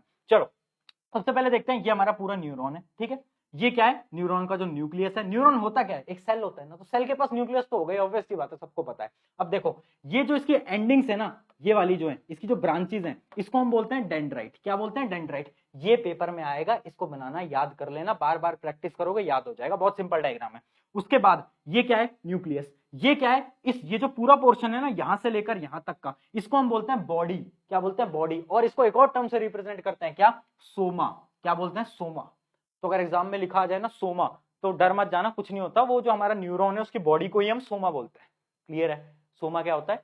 जो अपनी न्यूरॉन की बॉडी है उसको हम क्या बोल रहे हैं? सोमा। अब ये हो जाती है उसकी टेल। ये क्या हो जाती है? ये हो जाती है हमारी उसकी पूरी टेल। इसको हम क्या बोलते हैं? इसको हम बोलते हैं एक्सोन। क्या हो जाता है? एक्सोन। और एक्सोन की एंडिंग होती है जिसको हम बोलते हैं नर्व एंडिंग्स। क्या बोलते हैं? क्या बोलते हैं? Nerve endings. ठीक है, और जो नर्व एंडिंग्स पे जो तुम्हें गोले गोले से दिख रहे हैं ना, ये इसको क्या बोलते हैं? किसको पता है? क्या किसको पता है इसको क्या बोलते हैं? इसको बोलते हैं साइनेप्टिक। क्या बोलते हैं? Synaptic nodes. क्या बोलते हैं भैया? Synaptic nodes. नोट कर लेना, इंपॉर्टेंट है। ये जो डॉट डॉट डॉट से आपको दिख रहे हैं ना, इसको हम क्या बोलते हैं? Synaptic nodes. अभी सब कुछ समझाऊंगा। और ये जो बॉडी है ना, एक्सोन, एक्सोन के ऊपर एक शीट होती है, एक कवरिंग होती है, जिसको हम क्या बोलते हैं? जिसको हम बोलते हैं माइलिन शीट। क्या बोलते हैं? Myelin sheath. जिस जिस न्यूरॉन के ऊपर आपको माइलिन की शीट मिलेगी ना, उस न्यूरॉन को हम क्या बोलते हैं? Myelinated neuron. इसको भी नोट कर लो, ये भी इंपॉर्टेंट है, एक बार पूछा गया था। जल्दी से नोट कर लो, जल्दी से नोट कर लो। माइलिनेटेड। आई होप कि थोड़ा टेक्स्ट मोटा है तो शायद आपको समझ नहीं आ पा रहा होगा, बाकी माइलिनेटेड की स्पेलिंग यहां से देख लेना। माइलिनेटेड न्यूरॉन किसको बोलते हैं? जिसके अंदर माइलिनेटेड शीट प्रेजेंट होती है। एकदम क्लियर, एकदम क्लियर। हमने समझ लिया कि न्यूरॉन के मेन स्ट्रक्चर क्या है। ये क्या है? डेंड्राइट्स। ये क्या है? बॉडी। बॉडी को क्या बोलते हैं? सोमा। ये क्या है? एक्सोन। एक्सोन के ऊपर क्या है? Myelin sheath. माइलिन शीट के आगे क्या है? Nerve ending. नर्व एंडिंग के जो कॉर्नर्स है उनको हम क्या बोलते हैं? Synaptic nodes. एकदम क्लियर, एकदम क्लियर। कोई समस्या, कोई प्रॉब्लम, कुछ भी दिक्कत तो जल्दी बता दे, बता दे। कोई प्रॉब्लम? एकदम स्ट्रक्चर समझ आ गया, स्ट्रक्चर समझ आ गया। अब समझते हैं कि ये काम कैसे करता है, ये पूरा का पूरा जो हमारा जो न्यूरॉन है ना, ये वर्क कैसे करता है, तो समझते हैं। चलो इसी से ही आपको समझा देता हूँ, डेफिनेशंस आपको बाद में दिखाऊंगा। देखो इमेजिन करो, एक स्टिमुलस आया, एक स्टिमुलस आया, जैसे कि आपने गर्म पानी को टच करा, उसी का एग्जांपल ले लेते हैं ना, वो थप्पड़ वाला एग्जांपल बहुत हो गया। अब थोड़ा सा आसान एग्जांपल लेते हैं कि ठीक है, मैंने गर्म पानी को टच करा, और वो जो हीट है ना, वो हीट आई, और उन हीट ने क्या करा? रिसेप्टर्स ने उन हीट को रिसीव करा। उसके बाद जो सिग्नल था वो सिग्नल कहाँ गया, वो सिग्नल कहाँ गया, वो सिग्नल गया न्यूरॉन के अंदर। न्यूरॉन के जो पॉइंटर्स होते हैं ना, ये ब्रांचेस डेंड्राइट्स, ये क्या करते हैं ना, ये रिसीव करेंगे, ये यहां से क्या करेंगे, ये कर लेंगे रिसीव, ये कर लेंगे रिसीव, ठीक है, ये सिग्नल्स को कर लेंगे रिसीव, जो भी केमिकल सिग्नल्स है उनको रिसीव कर लेंगे। अच्छा गर्म पानी है, ठीक है, रिसीव कर लिया। अब क्या होगा ना, इसके अंदर जैसे ही सिग्नल्स आएंगे ना, ध्यान से सुनना, बहुत इंपॉर्टेंट चीज बता रहा हूं, न्यूरॉन के अंदर जैसे सिग्नल आएंगे तो वो जो केमिकल सिग्नल्स है ना, वो इलेक्ट्रिकल सिग्नल में कन्वर्ट हो जाएंगे। सिग्नल पहले किस में थे, केमिकल के अंदर। अब जैसे ही वो न्यूरॉन के अंदर आए, बॉडी के अंदर आए, तो किसके अंदर कन्वर्ट हो गए, वो कन्वर्ट हो गए इलेक्ट्रिकल सिग्नल के अंदर, ठीक है, इलेक्ट्रिकल सिग्नल के अंदर कन्वर्ट हो गए, ठीक है। अब इलेक्ट्रिकल सिग्नल ट्रेवल करता है यहां से यहां पर एक्सॉन पे, एक्सॉन पे, एक्सॉन पे, सीधा सीधा जाता है नर्व एंडिंग तक, और नर्व एंडिंग से ये जो साइनेप्टिक नोड्स होती हैं, यहां पर वो जो इलेक्ट्रिकल सिग्नल था ना, वो वापस कन्वर्ट हो जाता है किसके अंदर, केमिकल सिग्नल के अंदर, और केमिकल सिग्नल से वो ट्रांसफर कर देता है अपने सिग्नल्स को अगले किसके ऊपर, न्यूरॉन के ऊपर। अगला न्यूरॉन मान लेते हैं, यहां पर एक और न्यूरॉन है N2, N2 यहां पर एक और न्यूरॉन खड़ा है जो कि हमारा N2, क्योंकि यार देखो न्यूरॉन्स बहुत सारे होते हैं, ऐसा तो है नहीं एक ही न्यूरॉन से पूरा का पूरा हमारा सिस्टम चल रहा है, नहीं, बहुत अलग अलग न्यूरॉन्स होते हैं, एक न्यूरॉन, 2, 3, 4, 5, 6 ऐसे न्यूरॉन के कनेक्शन से तो नर्वस सिस्टम बनता है, यही होता है ना। तो अलग अलग न्यूरॉन का कनेक्शन होता है। तो क्या हुआ, सिग्नल आया, केमिकल सिग्नल आया, हमारे डेंड्राइट पे था, डेंड्राइट ने सिग्नल को रिसीव करा, उसके बाद उसने कन्वर्ट करा किसके अंदर, इलेक्ट्रिकल सिग्नल के अंदर। इलेक्ट्रिकल सिग्नल बॉडी से होता हुआ गया कहां पर, साइनेप्टिक नोड्स के ऊपर, और साइनेप्टिक नोड्स से क्या हुआ कि वो जो सिग्नल था ना इलेक्ट्रिकल, वो फिर से केमिकल के अंदर कन्वर्ट हो गया, और फिर उसके बाद वो कहां चला गया, वापस से दूसरे न्यूरॉन के अंदर चला गया, और फिर वही प्रोसेस आगे चलता रहता है, चलता रहता है, चलता रहता है। अब एक इंपॉर्टेंट चीज बहुत ध्यान से समझ लेना, ये जो दो न्यूरॉन है ना, ये जो दो न्यूरॉन है, इनके बीच में खाली स्पेस होती है, एक खाली स्पेस होती है, उसको हम क्या बोलते हैं बताओ, खाली स्पेस होती है। ऐसा तो है नहीं ना कि न्यूरॉन बिल्कुल ही ऐसे चिपके रहेंगे, नहीं, थोड़ा बहुत तो दूर होते हैं, तो इनके बीच में जो खाली डिफरेंस होता है, जो खाली स्पेस होती है, उसको हम क्या बोलते हैं, उसको हम बोलते हैं साइनेप्स। अब ये सारी डेफिनेशन दिखा दूंगा, लिखने की जरूरत नहीं, अभी मैं दिखाऊंगा ना तो आप आराम से लिख पाओगे, टेंशन मत लो। अभी आप बस थ्योरी समझो कि मैं समझा क्या रहा हूं, पहला न्यूरॉन दूसरा न्यूरॉन, दोनों के बीच में है एक गैप, गैप क्या है, इस गैप को हम बोल रहे हैं साइनेप्स, क्या बोल रहे हैं, साइनेप्स। आई होप थ्योरी आपको पूरी समझ आ गई होगी। अब थोड़ी बहुत डेफिनेशंस के अंदर हम चलते हैं।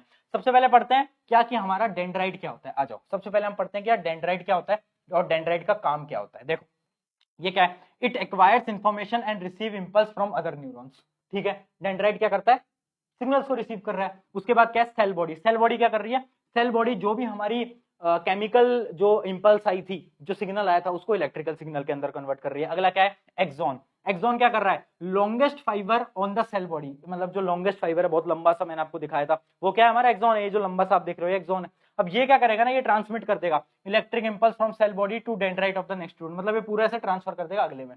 एकदम क्लियर है, एकदम क्लियर है, यहां तक किसी को कोई प्रॉब्लम। अब फंक्शन ऑफ न्यूरॉन क्या है, बेसिकली न्यूरॉन काम कैसे करता है, जो मैंने आपको बताया ना वही मैंने डेफिनेशन के अंदर लिखा है, बाकी कुछ नहीं है।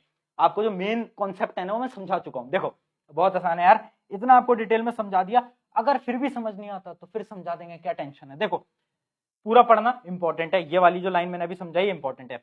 द इंफॉर्मेशन और a signal from receptor is acquired at the end of the dendritic tip, dendrite ने सिग्नल को एक्वायर करा किसके अंदर, केमिकल के अंदर, जो आपका जो केमिकल थे सिग्नल उसके अंदर एक्वायर करा, कन्वर्ट करा उसको किसमें, इलेक्ट्रिकल के अंदर। आगे देखते हैं, the impulse travel from dendrite to the cell body and then end of the axon. Axon का एंड कौन सा है, एक्सॉन का एंड क्या है अपना, एक्सॉन का जो नर्व एंडिंग से वहां तक ट्रेवल करता है। उसके बाद क्या होता है, there is a gap between two neurons, ये देख लो जो मैं आपको बता रहा था साइनेप्स, ये बहुत इंपॉर्टेंट है, इस पे यहाँ पर स्टार मार्क कर लो, क्योंकि साइनेप्स पे बार बार सवाल पूछा गया, क्योंकि बच्चे भूल जाते हैं, पढ़ते ही नहीं है। साइनेप्स क्या होता है, दो एडजेसेंट न्यूरॉन के बीच का जो गैप होता है उसको हम साइनेप्स बोलते हैं। क्लियर है क्या, क्लियर है क्या, बस फिर यही है, फिर बस यही है, पूरा प्रोसेस हो गया, पूरा प्रोसेस हो गया। और इसमें बच्चों को बहुत प्रॉब्लम होती है, भैया यार न्यूरॉन समझ नहीं आ रहा, न्यूरॉन की फंक्शनिंग समझ नहीं आ रही। अब कोई तुमसे पूछे, अगर 5 नंबर का सवाल आया, 3 नंबर का सवाल आया, एक्सप्लेन न्यूरॉन, क्या करोगे, डायग्राम बनाओगे, डायग्राम को लेबल करोगे और 3-4 स्टेप लिख दोगे कि अच्छा पहले सिग्नल आया, केमिकल में आया, फिर वो इलेक्ट्रिकल के अंदर कन्वर्ट हुआ, उसके बाद वो टिप पे गए, जो अपनी नर्व एंडिंग है वहां पर गए, नर्व एंडिंग में जाकर वापस केमिकल के अंदर कन्वर्ट हो गए, और जो गैप है दो न्यूरॉन्स का उसको हम क्या बोल रहे हैं, साइनेप्स। बस इतना सही तो है, इतना सिंपल है। फिर भी कहते हैं भैया बहुत मुश्किल है, अरे समझा दिया ना, क्लियर है क्या, हाँ ना बोल यार, हाँ ना बोल जल्दी, क्लियर है, चलो आगे बढ़ते हैं, एकदम क्लियर है। और ये पूरा मैंने टेबल में भी आपको बता दिया है, एक पूरी टेबल है, इसको पढ़ लेना एक बार, वैसे पढ़ने की जरूरत नहीं, जो मैंने आपको समझाया ना वही है पूरी टेबल के अंदर, ठीक है। ये वही एक टेबल है कि हमारी इंफॉर्मेशन आती है, क्या पूरा प्रोसेस है, उसको मैंने और आसान में लिख दिया है। और मैं फिर से कह रहा हूं, ये सवाल आने की चांसेस आपके एग्जाम में बहुत ज्यादा है, बहुत ज्यादा है, तो ये टेबल भी एक बार पढ़ लेना, वैसे मैंने आपको समझाया वही है इस टेबल के अंदर। चलो आगे बढ़ते, अगला टॉपिक क्या है, नर्व इंपल्स। अब देखो नर्व इंपल्स वैसे कोई एनसीईआरटी के अंदर स्पेसिफिक टॉपिक नहीं है, पर नर्व इंपल्स ना, ये जो शब्द है नर्व इंपल्स, ये बहुत बार सवालों के अंदर देखने को मिलता है। नर्व इंपल्स होता क्या है, तो बच्चा कहता है प्रशांत भैया नर्व इंपल्स तो आपने पढ़ाया नहीं यार, आप कह रहे थे आप जो पढ़ाएगा पेपर के अंदर आया, मेरे पेपर के अंदर तो नर्व इंपल्स आया। अरे मूर्ख सुन मेरी बात, नर्व इंपल्स कुछ नहीं होता, कुछ नहीं होता, डेफिनेशन पढ़। Nerve impulse are wave of electrical and chemical signal carried along the nerves और न्यूरॉन्स। वो जो सिग्नल थे ना, जो पहले केमिकल के अंदर थे, फिर वो किस में कन्वर्ट हो, इलेक्ट्रिकल के अंदर, फिर वो वापस केमिकल के अंदर, फिर वो इलेक्ट्रिकल के अंदर, वो जो सिग्नल की जो वेव है ना, उस वेव को हम क्या कह रहे हैं, उसको हम बोल रहे हैं नर्व इंपल्स। बस, और कुछ नहीं है नर्व इंपल्स, बहुत सिंपल सी डेफिनेशन है। नर्व इंपल्स आता wave of electrical and chemical signal किसके अंदर जा रहे हैं, न्यूरॉन्स के अंदर जो कैरी हो रहे हैं, बस इतना से याद रखना है। नर्व इंपल्स समझ गया क्या होता है, क्या ये चीज क्लियर है, क्या इसमें किसी को कोई समस्या है, हाँ या ना बोले यार, हाँ या ना बोल। चलो अब देखते हैं टाइप्स ऑफ न्यूरॉन, ये भी इंपॉर्टेंट है, इस पे भी सवाल आया है, तो अलर्ट अलर्ट अलर्ट मोड पे हम आ जाएंगे। ठीक है, तो आ जाओ देखते हैं हमारे 3 टाइप के न्यूरॉन कौन कौन से होते हैं, सेंसरी, मोटर, और कौन सा है हमारा, और है हमारा इंटर न्यूरॉन, इसको हम बोलते हैं रिले न्यूरॉन। तीनों के डेफिनेशन को बहुत डीपली पढ़ते हैं, ढंग से पढ़ते हैं, बट उससे पहले 1 मिनट में पानी पी लेता हूं। चलो तुम भी पानी वानी पी लो, है ना, पानी पिए काफी टाइम हो गया। चलो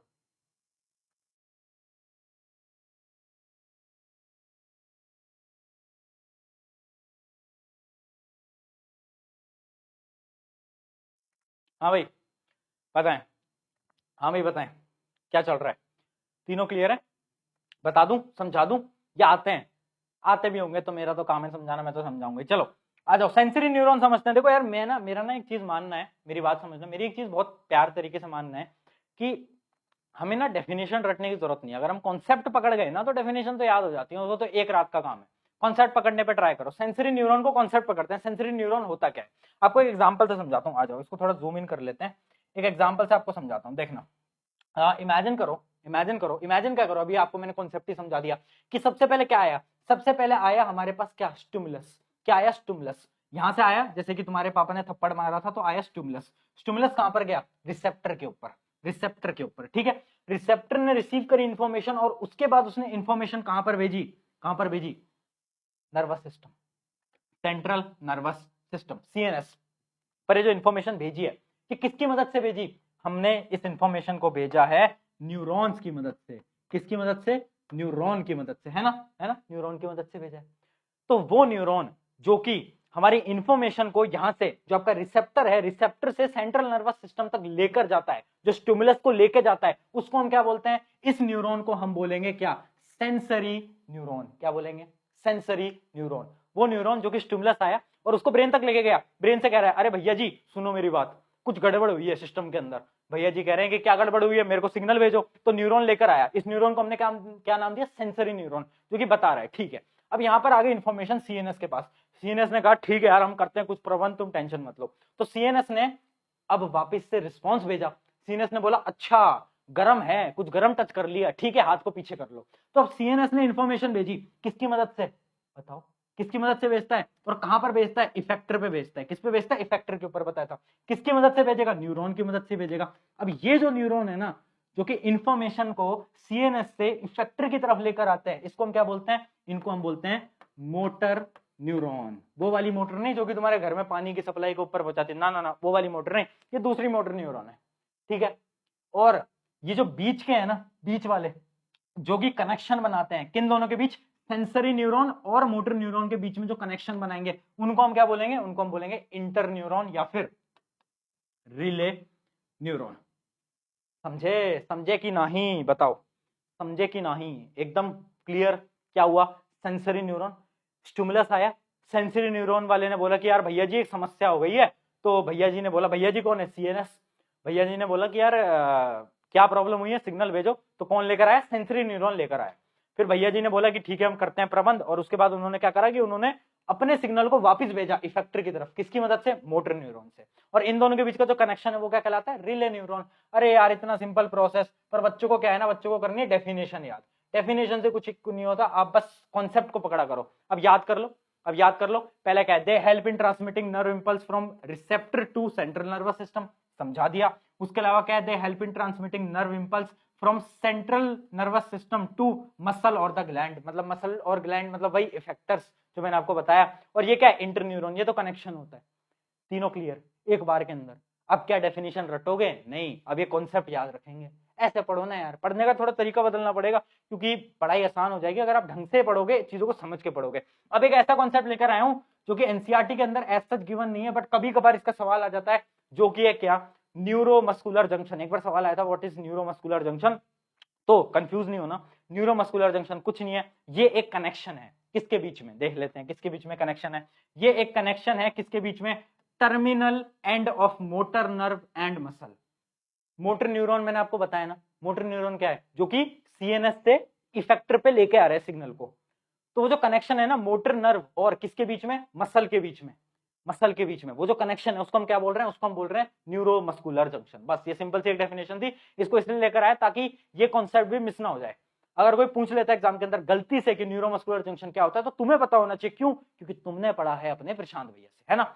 अब एक सवाल मेरा तुमसे कि जोश कितना है यार, अपना जोश बताओ फटाफट से यार, मुझे थोड़ा जोश वोश हाई रखा करो। जोश बताओ, जोश बताओ भाई कमेंट के अंदर, जोश कैसा है, जोश कैसा है भाई बताओ। जोश मीटर बता दो भैया, जोश कितना है आपका, 100 में से कितना है यार, जल्दी लिख फटाफट। है या खत्म, टाटा बाय बाय गुड बाय, भैया कल देखूंगा लेक्चर, आज बस की नहीं है, ऐसा तो नहीं है ना। क्योंकि एक चीज याद रखना, तुम्हारे पास सिर्फ एक चीज है जो कि तुम्हारी पूरी जिंदगी बदल सकती है। क्या है वो चीज? मेहनत। तुम्हारे पास कुछ और नहीं है, तुम्हारे पास है मेहनत। और अगर तुम एक शायद मिडिल क्लास फैमिली से बिलोंग करते हो, तो तुम्हारे पास तो फिर एक ही चीज है, मेहनत और जुनून, बस लगा दो उसको। पढ़ाई करो, क्योंकि पढ़ाई कभी वेस्ट नहीं जाती, और ये पढ़ाई तुम्हें कहां ऐसे लेवल पे पहुंचा देगी जो कि तुम अपनी पूरी जनरेशन को बदल सकते हो। रियलिटी बता रहा हूं। तो तुम्हारे पास एक ऑप्शन है पढ़ाई, और वो तुम्हें जी जान से करनी है, मेहनत से करनी है, इस बात को याद रखना है। चलो आगे बढ़ते हैं। अगला टॉपिक क्या है? अगले टॉपिक है कुछ एक्शंस। 3 टाइप के एक्शन है, वैसे इसके बारे में डिटेल में आगे बात करेंगे, बट इनको मैं अभी इसलिए लेकर आया हूं क्योंकि इनका थोड़ा बहुत आगे काम पड़ेगा। सबसे पहले क्या है, वॉलेंट्री एक्शंस। अब क्या मुझे ये समझाने की जरूरत है कि वॉलेंट्री एक्शन क्या होते हैं? क्या तुम्हें नहीं पता? नहीं पता? वॉलेंट्री एक्शन, अरे वो वाले एक्शन जो कि तुम खुद से करते हो। जैसे मैं तुमसे अभी बोल रहा हूं, मैं तुम्हें लेक्चर पढ़ा रहा हूं, मैं भी बोल रहा हूं, ये सारे एक्शंस क्या है? Voluntary. Walking, writing, dancing, jumping, जो मैं खुद से कंट्रोल कर सकता हूं। हाँ कि यार मैं सोना है, मुझे तो अब ना बस नींद आ रही है, मुझे उठ के नहीं जाना, मुझे इधर से उधर नहीं चलना, मैं कंट्रोल कर सकता हूं, वॉलेंट्री एक्शन। इनवॉलेंट्री एक्शन जो मैं कंट्रोल नहीं कर सकता, जैसे कि हार्ट बीट, कर लेगा कंट्रोल? बता, कर पाओगे? नहीं कर पाओगे। अपने हार्ट बीट को फास्ट या स्लो कर सकते हो? नहीं कर सकते। ये क्या है? इनवॉलेंट्री, जिसको हम कंट्रोल नहीं कर सकते। और एक होता है रिफ्लेक्स एक्शन। रिफ्लेक्स एक्शन को अभी तुम छोड़ो, इसको मैं बाद में पढ़ाऊंगा। रिफ्लेक्स एक्शन बस आप इतना समझ लो कि जब आप किसी गर्म चीज को टच करते हो, जैसे आपने गर्म चीज को किसी चीज को टच करा, जैसे उस बोतल को टच करा, तो आपका हाथ अचानक से पीछे होता है। तो उस समय पर आप सोच भी नहीं पाए थे, क्या आपका दिमाग चल पाया था कि गर्म है हाथ पीछे कर लेता हूं? नहीं, वो एक रिफ्लेक्स एक्शन है। रिफ्लेक्स एक्शन क्या होता है कि बिना सोचे किसी चीज को करना।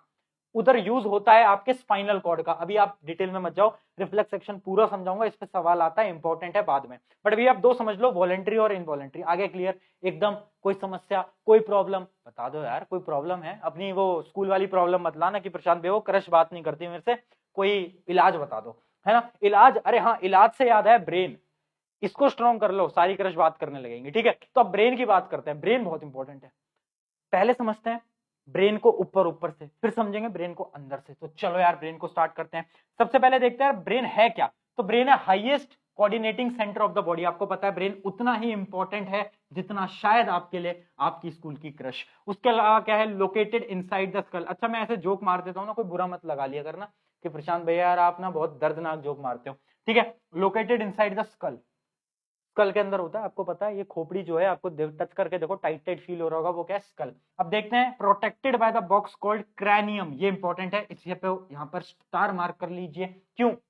क्रैनियम एक ऐसा बक्सा है, एक बॉक्स है, जिससे कि आपका जो ब्रेन है वो बहुत सिक्योर्ड है। एक सिक्योर्ड कवरिंग उसको देता है, क्या? क्रैनियम।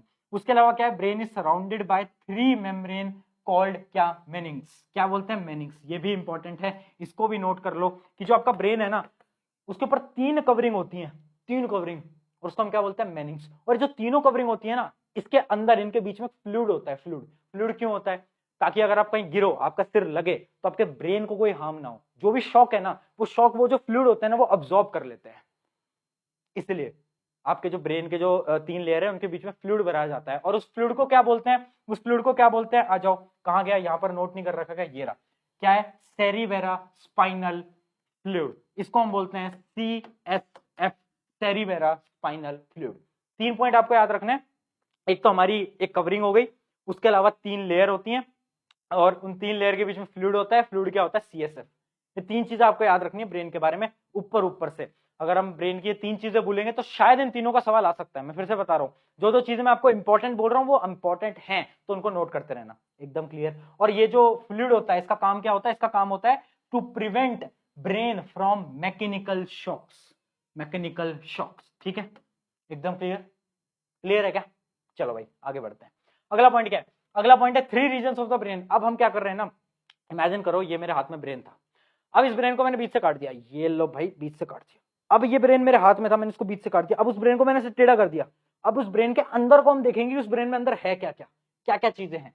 यहाँ पर एक अच्छा डायग्राम ब्रेन का नहीं है, एनसीईआरटी खोल लो, उसमें वो जो ब्रेन का डायग्राम बन रहा है वो इंपॉर्टेंट है, वो बहुत बार पूछ लिया जाता है, तो उसकी प्रैक्टिस कर लेना एग्जाम में जाने से पहले, ठीक है। बेसिकली ब्रेन के 3 पार्ट होते हैं, फोर ब्रेन, मिड ब्रेन और हाइंड ब्रेन।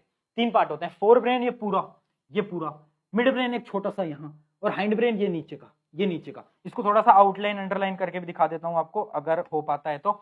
ये आपका जो पूरा है ये आपका है फोर ब्रेन, ये आपका छोटा सा है मिड ब्रेन, और ये जो आपका पूरा है ये आपका क्या आता है, ये आपका आता है हाइंड ब्रेन, ठीक है, ठीक है। ये जो मिड ब्रेन होता है ना, ये ज्यादा कोई काम का, मतलब काम का तो ऑब्वियस सी बात है, होता ही है, दिमाग के अंदर है, बट आपके एनसीईआरटी के अंदर इसका ज्यादा वर्णन नहीं है, इसका ज्यादा इस्तेमाल नहीं है। आप बस इतना समझो, जो मिड ब्रेन होता है वो कनेक्शन बनाता है आपके किसमें, फोर ब्रेन और आपके हाइंड ब्रेन के अंदर।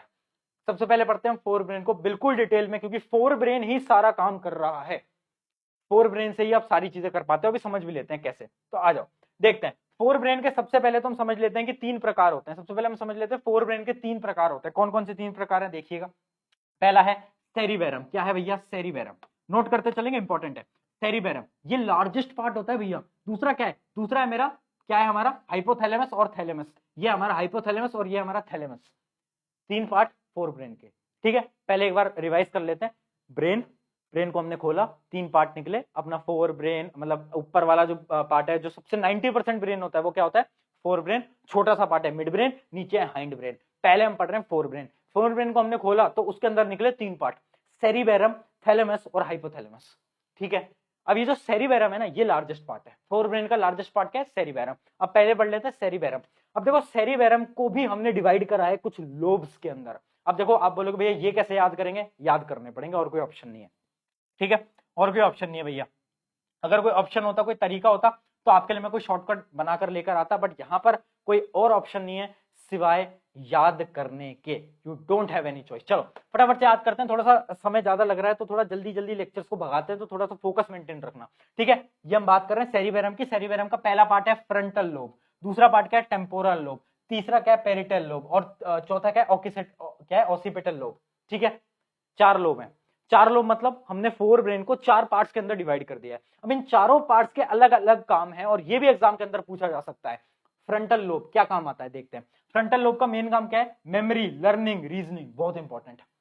जो आपका फ्रंटल लोब है ना, ब्रेन के आगे की साइड है, जितनी भी आपकी मेमोरी है, जितनी भी आप नई चीजें सीखते हो, जितनी भी आपकी मैथ्स की कैलकुलेशन होती है, वो सब आप फ्रंटल लोब का यूज लेते हो। और शायद जब आप मेरी बात सुन रहे हो और चीजों को मेमोराइज कर रहे हो तो अब भी आप अपने फ्रंटल लोब का ही इस्तेमाल कर रहे हो। दूसरी चीज क्या है, टेम्पोरल लोब। टेम्पोरल लोब क्या, receive sense of smell and hearing. जो भी आप सुनते हो, जो भी आपकी स्मेल होती है, वो कौन कंट्रोल करता है, वो कंट्रोल करता है टेम्पोरल लोब। याद रखेंगे सारी चीजें, एक बार और पढ़ोगे याद हो जाएगा। अगला क्या है, पेरिटल लोब। पेरिटल लोब क्या करता है, receive sense of pain, touch, temperature, pressure. जैसे आपने किसी को टच करा या फिर आपको पेन हो रहा है, दर्द हो रहा है, वो सब कौन बताता है आपको, पेरिटल लोब, ठीक है। और लास्ट है हमारा क्या, ऑसिपिटल लोब। ये क्या करता है, ये बहुत इंपॉर्टेंट है। जो भी आप चीजें देख पा रहे हो ना, जो आपकी विजुअल्स हैं, वो सब कंट्रोल करता है ये। बहुत सारे लोगों का ये जो ऑसिपिटल लोब होता है वो खराब हो जाता है, और फिर उन्हें देखने में प्रॉब्लम आती है।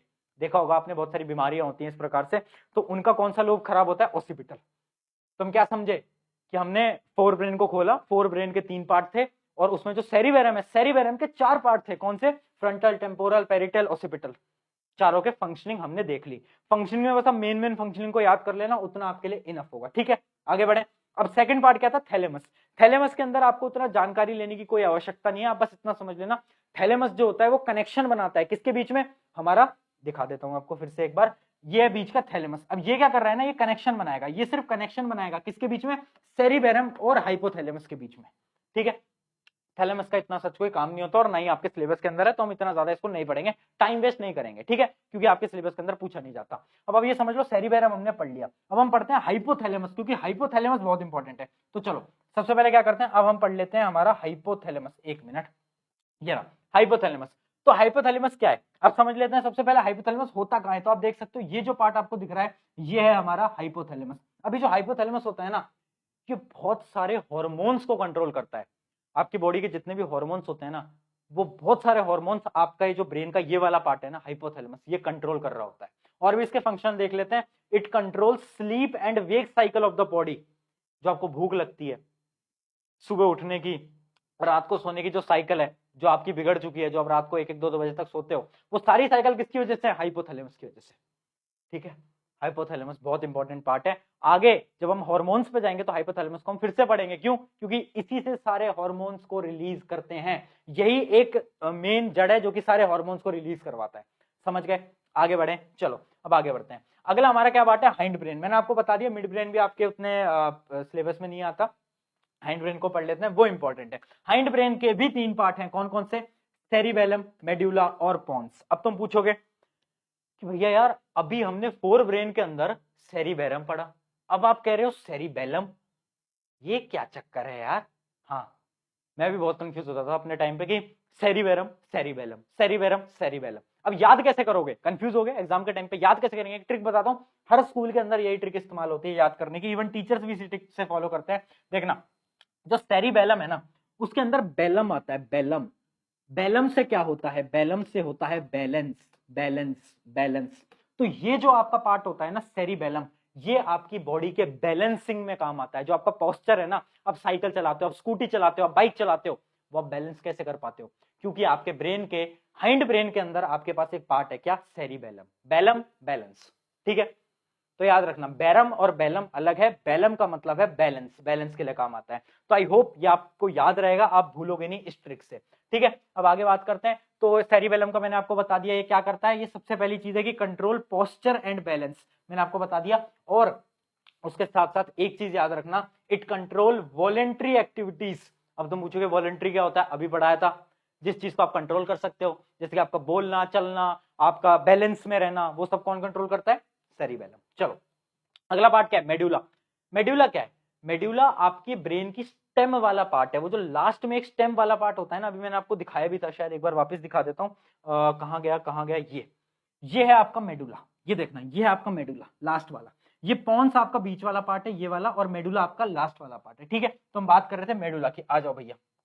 मेडुला का क्या काम होता है, मेडुला का क्या होता है, it lies at the base of the brain and continues into the spinal cord, it controls involuntary action. Note करें, नोट करें, इंपॉर्टेंट है भैया, अलर्ट मोड पे आ जाओ, अलर्ट मोड पे आ जाओ। जो आपका मेन काम है ना, जो आपका मेन काम है ना मेडुला का, वो इनवॉलंटरी एक्शंस को कंट्रोल करना है, जैसे कि रेस्पिरेशन, आप सांस लेना, आपके जितने भी अलग अलग इनवॉलंटरी एक्टिविटीज होती हैं, वो सारे कौन कंट्रोल करता है, मेडुला। समझ गए, cerebellum voluntary activities, medulla involuntary activities, एकदम क्लियर रखेंगे। अगला क्या है, अगला था हमारा पॉन्स। पॉन्स का ऐसा जितना काम नहीं होता, बट आप इतना समझ लो कि ये रेस्पिरेशन को रेगुलेट करता है। इसका बस एक ही मेन पॉइंट है जो कि है ये रेस्पिरेशन को रेगुलेट करता है, बस इतना समझ लो, ठीक है। बाकी इंपॉर्टेंट तो वही दोनों पार्ट थे, वो दोनों इंपॉर्टेंट है। पॉन्स का इतना कोई काम नहीं होता, इट कंट्रोल्स इनवॉलंटरी एक्शन और क्या है, रेगुलेट्स रेस्पिरेशन, बस एकदम क्लियर। क्या हमने तीनों ब्रेन के पार्ट को पढ़ लिया, हमने सारी चीजों को कवर कर लिया, कि हमने हाइंड ब्रेन को हम पूरी तरीके से समझ चुके हैं, हाइंड ब्रेन के तीनों पार्ट्स को समझ चुके हैं, कि हम सेरिबेरम और सेरिबेलम के अंदर डिफरेंस जानते हैं। अगर कोई भी बोले कि सेरिबेरम और सेरिबेलम में क्या डिफरेंस है, क्या बोलोगे, सेरिबेरम तो यार भैया हमारे फोर ब्रेन के अंदर आ रहा है, और सेरिबेलम आ रहा है हाइंड ब्रेन के अंदर, है ना। सेरिबेरम जो होता है वो बहुत लार्ज पार्ट होता है, बल्कि जो हमारा सेरिबेलम होता है वो स्मॉल पार्ट होता है, और वो बैलेंसिंग के काम आता है। याद रहेगा, याद रहेगा, इंपॉर्टेंट है, इंपॉर्टेंट है, फिर से बोल रहा हूँ, एकदम क्लियर। तो आई होप कि ये पूरी जो हमारी साइकिल थी आपको यहां तक आपको समझ आ गई होगी। अब हम बात करते हैं स्पाइनल कॉर्ड की। स्पाइनल कॉर्ड में एज सच पढ़ने की कुछ जरूरत नहीं है, बस आप इतना जान लो स्पाइनल कॉर्ड का एक इंपॉर्टेंट पॉइंट कि क्या है, ये एक सिलेंड्रिकल स्ट्रक्चर होता है, हमें पता है, ये तो हमें पता है। आपकी रीढ़ की हड्डी, रीढ़ की हड्डी, और इसके अंदर बोन्स होती हैं, अलग अलग बोन्स होती हैं, टुकड़े होते हैं बोन्स के, जिसको हम क्या बोलते हैं, वर्टिब्रेट कॉलम। क्या बोलते हैं, वर्टिब्रेट कॉलम, ठीक है। तो आई होप कि ये सारी चीज आपको पता ही होंगी, नहीं पता है तो इसको पढ़ लेना। वर्टिब्रल कॉलम ये हमारा हो जाता है क्या, स्पाइनल कॉर्ड। और उसके अलावा क्या है, 31 pair of nerves arises from the spinal cord, बहुत इंपॉर्टेंट है, इसको भी स्टार मार्क कर लेना। आजकल एमसीक्यू के अंदर ऐसे सवाल पूछ लेते हैं, ठीक है। बताओ कोई प्रॉब्लम है क्या, कोई प्रॉब्लम है क्या, जल्दी बताओ, पानी पी लेता हूं मैं। पता है भाई, कोई समस्या कोई समस्या। स्पाइनल कॉर्ड का आपको पता ही है, एक बार इसको पढ़ लेना, सिलेंड्रिकल स्ट्रक्चर होता है। और उसके अलावा क्या है, enclosed in a bony case called vertebral column, 31 pair of nerves arises from spinal cord, it helps in conduction of nerve impulse to form the brain. मतलब मेन काम क्या होता है ना, जो अपनी स्पाइनल कॉर्ड है आपको पता ही है, वो सेंट्रल नर्वस सिस्टम का एक पार्ट है। तो जितनी भी नर्व्स होती है ना, वो स्पाइनल कॉर्ड से सिग्नल लेके कहां जाती हैं, ब्रेन की तरफ जाती हैं। तो इसका मेन फंक्शन ये भी है। तो बेसिक से आप बस ये 3-4 पॉइंट याद कर लोगे, आपका स्पाइनल कॉर्ड इतना ही होता है, ज्यादा सवाल नहीं आते। और मैं पिछले 3-4 साल से देख रहा हूँ, एक भी सवाल इसके ऊपर नहीं आ रहा होता। तो स्पाइनल कॉर्ड उतना डिटेल में हमें नहीं पढ़ना है। अब एक इंपॉर्टेंट सवाल क्या है जो कि पूछा गया था, ये सवाल पूछा गया था, how are nervous organs protected. अब जो सवाल आया ना तो बच्चे कंफ्यूज हो गए, प्रोटेक्टेड नर्वस ऑर्गन। अब अगर तुम्हें पता है ना कि नर्वस ऑर्गन मतलब 2 ही ऑर्गन की बात हो रही है, ब्रेन और स्पाइनल कॉर्ड। बहुत सारे बच्चे सिर्फ ब्रेन को समझा के आ गए, बहुत सारे बच्चे सिर्फ स्पाइनल कॉर्ड को समझा गए। नहीं, आपको दोनों समझाने पड़ेंगे। ब्रेन और स्पाइनल कॉर्ड कैसे प्रोटेक्ट होते हैं, ब्रेन को मैंने आपको बता दिया कैसे होता है ब्रेन प्रोटेक्ट, बताओ कैसे होता है प्रोटेक्शन ऑफ ब्रेन। पहले तो ब्रेन स्कल के अंदर होता है, एक स्कल होता है। उसके अलावा क्या होता है, ध्यान से देख लेना, मैंने आपको बताया था एक बॉक्स होता है जिसको हम क्रैनियम बोलते हैं, क्रैनियम के अंदर होता है। उसके अलावा उसमें 3 लेयर होती हैं, 3 लेयर होती है जिसको हम क्या बोलते हैं, मेनिंग्स बोलते हैं, मेनिंग्स बोलते हैं, मेम्ब्रेन होती है। और उसके अंदर एक फ्लूइड भी होता है, उस फ्लूइड को हम क्या बोलते हैं, उसको हम बोलते हैं, क्या बोलते हैं, सेरिबेरो स्पाइनल फ्लूइड, सीएसएफ। बताएं बताएं बताएं भाई, बताएं, कोई समस्या, कोई दिक्कत, जल्दी बताएं, जल्दी बताएं। तो अगर एक सवाल आता है कि भाई कैसे प्रोटेक्ट करते हैं ब्रेन को, तो आप लिख पाओगे। अब बात करते हैं स्पाइनल कॉर्ड कैसे प्रोटेक्ट होती है, क्योंकि स्पाइनल कॉर्ड भी बहुत इंपॉर्टेंट है। तो स्पाइनल कॉर्ड का प्रोटेक्शन का हम समझ लेते हैं, ध्यान से समझ लेना। The spinal cord is protected by vertebral column, ये तो मैंने आपको बता ही दिया। उसके अलावा एक चीज और इंपॉर्टेंट है, the vertebral column is formed of 33 individual bones, ये भी आपको पता है। और एक चीज याद रखना कि ये जो स्पाइनल कॉर्ड होता है ना, इसके अंदर भी फ्लूइड होता है, जो कि इसको शॉक, जब भी कोई शॉक लगता है ना, मैकेनिकल शॉक, तो उससे बचाने के लिए इसके अंदर भी एक फ्लूइड होता है जिसको हम बोलते हैं क्या, सेरिबेरो स्पाइनल फ्लूइड, ये आपको पता ही है, सीएसएफ। ठीक है, एकदम क्लियर।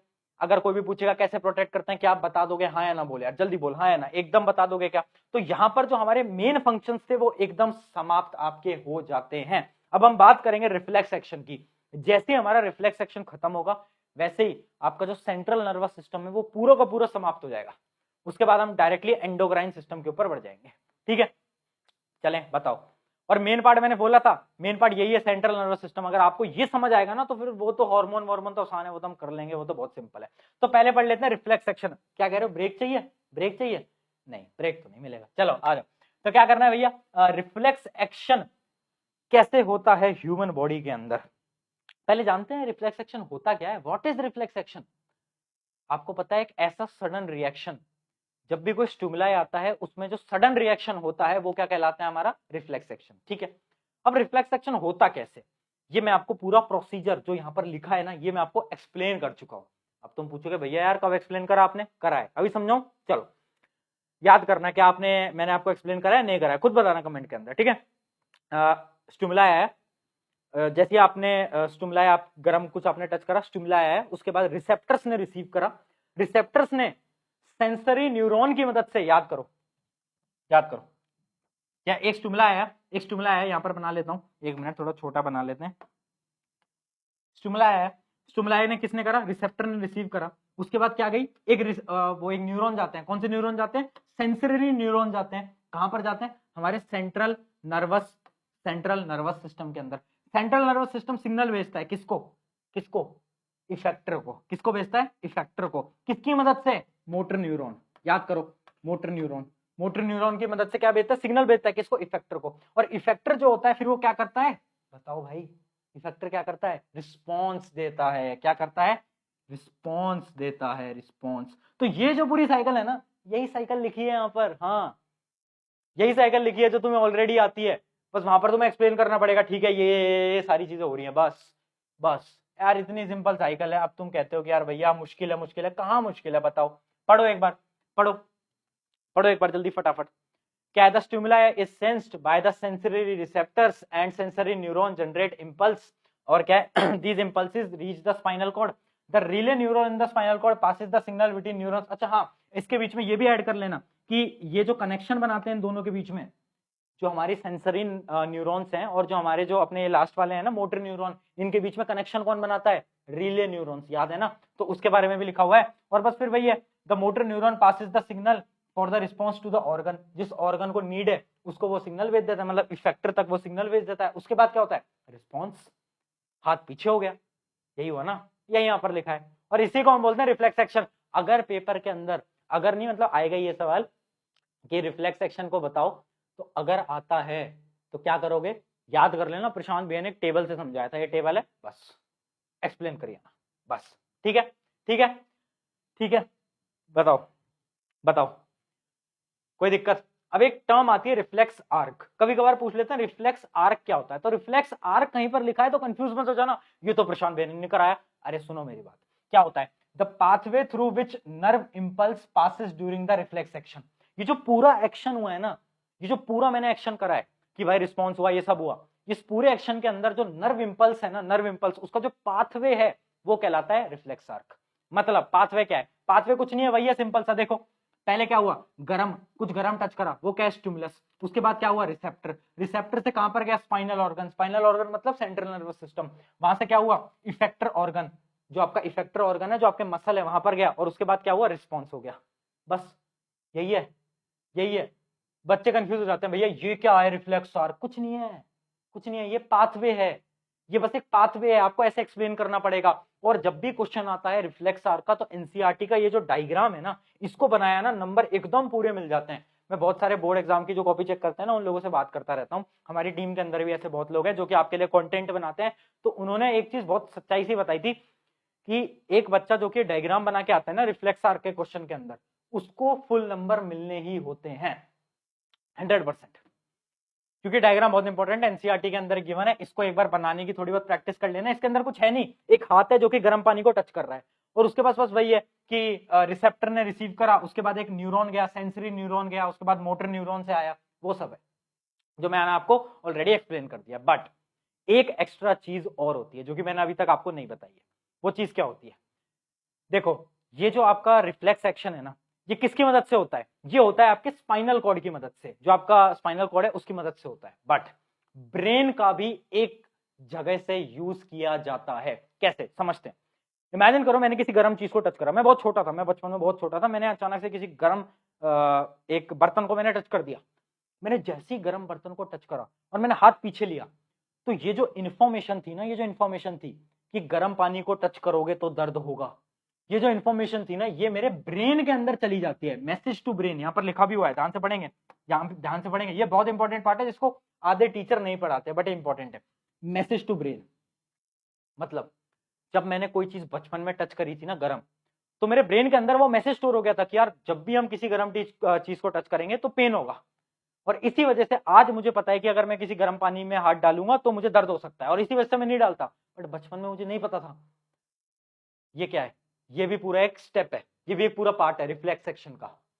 रिफ्लेक्स एक्शन के अंदर सिर्फ इतना ही नहीं होता, एक स्टेप और होता है, क्या कि भाई मैसेज जो होता है ना वो ब्रेन के अंदर चला जाता है कि भाई गर्म पानी था, उसको टच करा और उसको टच करने से मुझे पेन हुआ, ये मैसेज ब्रेन के अंदर स्टोर हो जाता है। देखिए लास्ट पॉइंट हमेशा नोट करना, जब भी आप आंसर लिख रहे हो ना रिफ्लेक्स एक्शन का, तो ये भी लिखना कि जो मैसेज है वो ब्रेन के अंदर स्टोर हो जाता है, बस ये एक लाइन जरूर अटैच करना, इंपॉर्टेंट लाइन है। और मैं बता रहा हूं ये लाइन शायद आपके जो आधे नंबर कट सकते थे उससे आपको बचा लेगी। आई होप रिफ्लेक्स एक्शन बिल्कुल समझ आ गया होगा, रिफ्लेक्स आर्क पूरा समझ आ गया होगा, एक पाथवे आपको समझ आ गया होगा। अब बताओ क्या दिक्कत है, अब बताओ क्या दिक्कत है। ब्रेन पढ़ा, ब्रेन के सारे पार्ट्स पढ़े, फ्रंटल लोब, इतने सारे लोब वो सब पढ़ लिया, न्यूरॉन पढ़ा, न्यूरॉन का काम पढ़ा, रिफ्लेक्स आर्क पढ़ा, रिफ्लेक्स एक्शन पढ़ा, सब कुछ पढ़ लिया, इतना सिंपल है। हाँ यार सब कुछ सिंपल है, बस तुम थोड़ा फोकस से पढ़ोगे ना तो सब कुछ सिंपल है। अब ये जो चीज मैंने आपको ब्रेन वाली बताई थी ना, मैंने आपको इसलिए बताई थी, एक सवाल आया हुआ है बोर्ड के अंदर कि what is the role of brain in reflex action. अब बहुत सारे स्कूल्स के अंदर ये बताया जाता है कि रिफ्लेक्स एक्शन जो होता है स्पाइनल कॉर्ड से होता है। अब तुम कंफ्यूज हो जाओगे एग्जाम के अंदर ब्रेन का क्या यूज है, बट ब्रेन का यूज है क्या, मैंने अभी आपको बताया ना कि वो जो इन्फॉर्मेशन है वो ब्रेन के अंदर जाकर स्टोर हो जाती है, बस इतना यूज है ब्रेन का, ठीक है। तो यहाँ पर उस आंसर को मैंने लिख भी रखा है, ठीक है। एकदम क्लियर है क्या, जल्दी बताएं, एकदम क्लियर है क्या, जल्दी बताएं, जल्दी बताएं, एकदम क्लियर है क्या, ठीक है। चलिए, तो ये वॉलेंट्री इनवॉलेंट्री आपको मैंने एक्शन सारे बता ही दिए थे। अब इसको ब्रेन के टर्म्स में समझा देता हूं। वॉलेंट्री एक्शन क्या होती है, जो हम खुद से करते हैं, वो कौन से ब्रेन की मदद से हो रही है, खुद बताओ। Fore brain, mid brain, hind brain, बताओ। मैं पढ़ रहा हूं, मैं किसकी मदद से पढ़ रहा हूं, फोर ब्रेन की मदद से। तो जितने भी अपने वॉलेंट्री एक्शन होते हैं मेजरली, मैं सारे नहीं बोल रहा, मैं बोल रहा हूं मेजरली वो होते हैं हमारे किसकी मदद से, फोर ब्रेन की मदद से, जो आपका इंपॉर्टेंट ब्रेन है उसकी मदद से। उसके अलावा जितने भी आपके इनवॉलेंट्री जितने भी एक्शंस होते हैं ना, वो किसकी मदद से होते हैं, जैसे कि हार्ट बीट, वॉमिटिंग, ये किसकी मदद से होते हैं, बताओ जल्दी। ये होते हैं हमारे मिड और हाइंड ब्रेन की वजह से, ठीक है। ये एमसीक्यू के अंदर सवाल पूछे जाते हैं, इसलिए करा रहा हूं। तुम्हें लग रहा है प्रशांत भैया तो बहुत एक्स्ट्रा पढ़ा रहे हैं, नहीं, ये एमसीक्यू अंदर पूछे जाते हैं, फिर कहोगे भैया ने पढ़ाया नहीं। और जो हमारा रिफ्लेक्स एक्शन होता है वो किसकी मदद से होता है, वो होता है हमारे स्पाइनल कॉर्ड की मदद से, याद रखना, कंट्रोल्ड बाय स्पाइनल कॉर्ड, ठीक है, ठीक है। अब एक लास्ट पॉइंट पढ़ते हैं रिफ्लेक्स एक्शन के बारे में, उसके बाद रिफ्लेक्स एक्शन खत्म पूरा का पूरा। देखते हैं need of reflex action. Need क्या है, ये रिफ्लेक्स एक्शन जो है कितना बड़ा कॉम्प्लिकेटेड प्रोसेस है कि न्यूरॉन इंफॉर्मेशन भेजेंगे, मोटर नर्व वापस लेकर आएगा, ये प्रोसेस होता ही क्यों है, इसकी नीड क्या है। इसकी नीड है इमरजेंसी सिचुएशंस के अंदर। आंसर देख लेते हैं, नीड ऑफ रिफ्लेक्स एक्शन क्या है, in a situation like touching a hot object, pinching, और ये कुछ भी हो सकता है। तो ये जो फंक्शन है ना रिफ्लेक्स एक्शन, ये बहुत इंपॉर्टेंट है। क्यों, reflex action is generated from spinal cord, और क्या, so that the time taken for the action is reduced. मतलब कोई भी रिस्क वाली सिचुएशन है ना, उस समय पर हमारे लिए बहुत इंपॉर्टेंट है। मतलब नीड क्या है रिफ्लेक्स एक्शन की, जब भी हम कोई क्रिटिकल सिचुएशंस के अंदर फंस जाएं, तो रिफ्लेक्स एक्शन की मदद से जो टाइम है वो बहुत कम होगा, टाइम बचेगा हमारा, और time taken for the action is reduced, बस, ठीक है। ये याद रखेंगे, नीड पे भी 1-2 नंबर का सवाल आ जाता है, तो हमें इतना आना चाहिए। चलिए, तो यहां पर हमारे एकदम समाप्त होता है, और अब हम बढ़ रहे हैं विद फुल जोश, कहां पर, ग्लैंड्स, ग्लैंड्स की तरफ बढ़ रहे हैं, और ग्लैंड्स को हम स्टार्ट कर रहे हैं। बट उससे पहले मेरा वही सवाल जो कि मैं हर बार पूछता हूं, तुम भी परेशान हो गए, मैं भी परेशान हो गया, बट बता दो कमेंट के अंदर यार, बताओ जल्दी, जोश कितना है। अरे जीरो तो नहीं है यार, जीरो है क्या, खत्म हो गए क्या है। जब भी अंदर से आग ना है ना, अंदर से एनर्जी ना है ना, तो एक चीज याद रख लेना कि तुम्हारे पेरेंट्स तुम्हारे लिए बहुत स्ट्रगल कर रहे हैं। वो तुम्हें पढ़ा रहे हैं, तुम्हारी ट्यूशन की फीस दे रहे हैं, तुम्हारे स्कूल की फीस दे रहे हैं, शायद वो आज भी घिसे हुए जूते से ही काम चला रहे हैं, शायद आज भी वो पुराने कपड़े पहन रहे हैं, बट तुम्हें नए कपड़े दे रहे हैं, सब कुछ तुम्हारे लिए कर रहे हैं। अगर तुम अपने पेरेंट्स के लिए इतना भी नहीं कर सकते, कैसे काम चलेगा यार, करना पड़ेगा बेटा, करना पड़ेगा। चलो स्टार्ट करते हैं विद फुल जोश, विदाउट एनी ब्रेक। क्या, ग्लैंड्स, ठीक है, ग्लैंड्स को स्टार्ट किया जाए, बताएं, कर दिया जाए क्या, पानी वानी पी लें थोड़ा सा, फिर स्टार्ट करें क्या, 1 मिनट जस्ट पानी पी लूं, फिर स्टार्ट करते हैं। चलो, तो सबसे पहले देखते हैं ग्लैंड्स की डेफिनेशन क्या होती है। थोड़ी बहुत डेफिनेशन देख लेते हैं, वो उतनी इंपॉर्टेंट नहीं है, बट थोड़ा बहुत देख लेते हैं ताकि तुम्हें आइडिया लग जाए। देखो ग्लैंड्स होता क्या है, gland is a structure which secretes a specific substance, बस आप उतना याद रखो। ग्लैंड एक ऐसी पर्टिकुलर चीज है जो कि एक सब्सटेंस को रिलीज कर रहा है, और उस सब्सटेंस को हम क्या बोल रहे हैं, अलग अलग प्रकार के सब्सटेंस होते हैं, कुछ हार्मोन्स होते हैं, कुछ हार्मोन्स नहीं होते। मतलब ग्लैंड एक ऐसी चीज है जो कि एक स्पेसिफिक टाइप का सब्सटेंस को रिलीज कर रहा है। अब ग्लैंड जो होते हैं 2 टाइप के होते हैं, कौन कौन से, सबसे पहला होता है हमारा एक्सोक्राइन ग्लैंड, और दूसरा होता है एंडोक्राइन ग्लैंड। Exocrine, endocrine. अब बहुत सारे लोग इसमें कंफ्यूज रहते हैं, और मैं अगर इन दोनों की डेफिनेशन दिखाऊंगा ना, तो इतनी कॉम्प्लिकेटेड डेफिनेशन है, तुम बोलोगे यार भैया ये कैसे याद करें।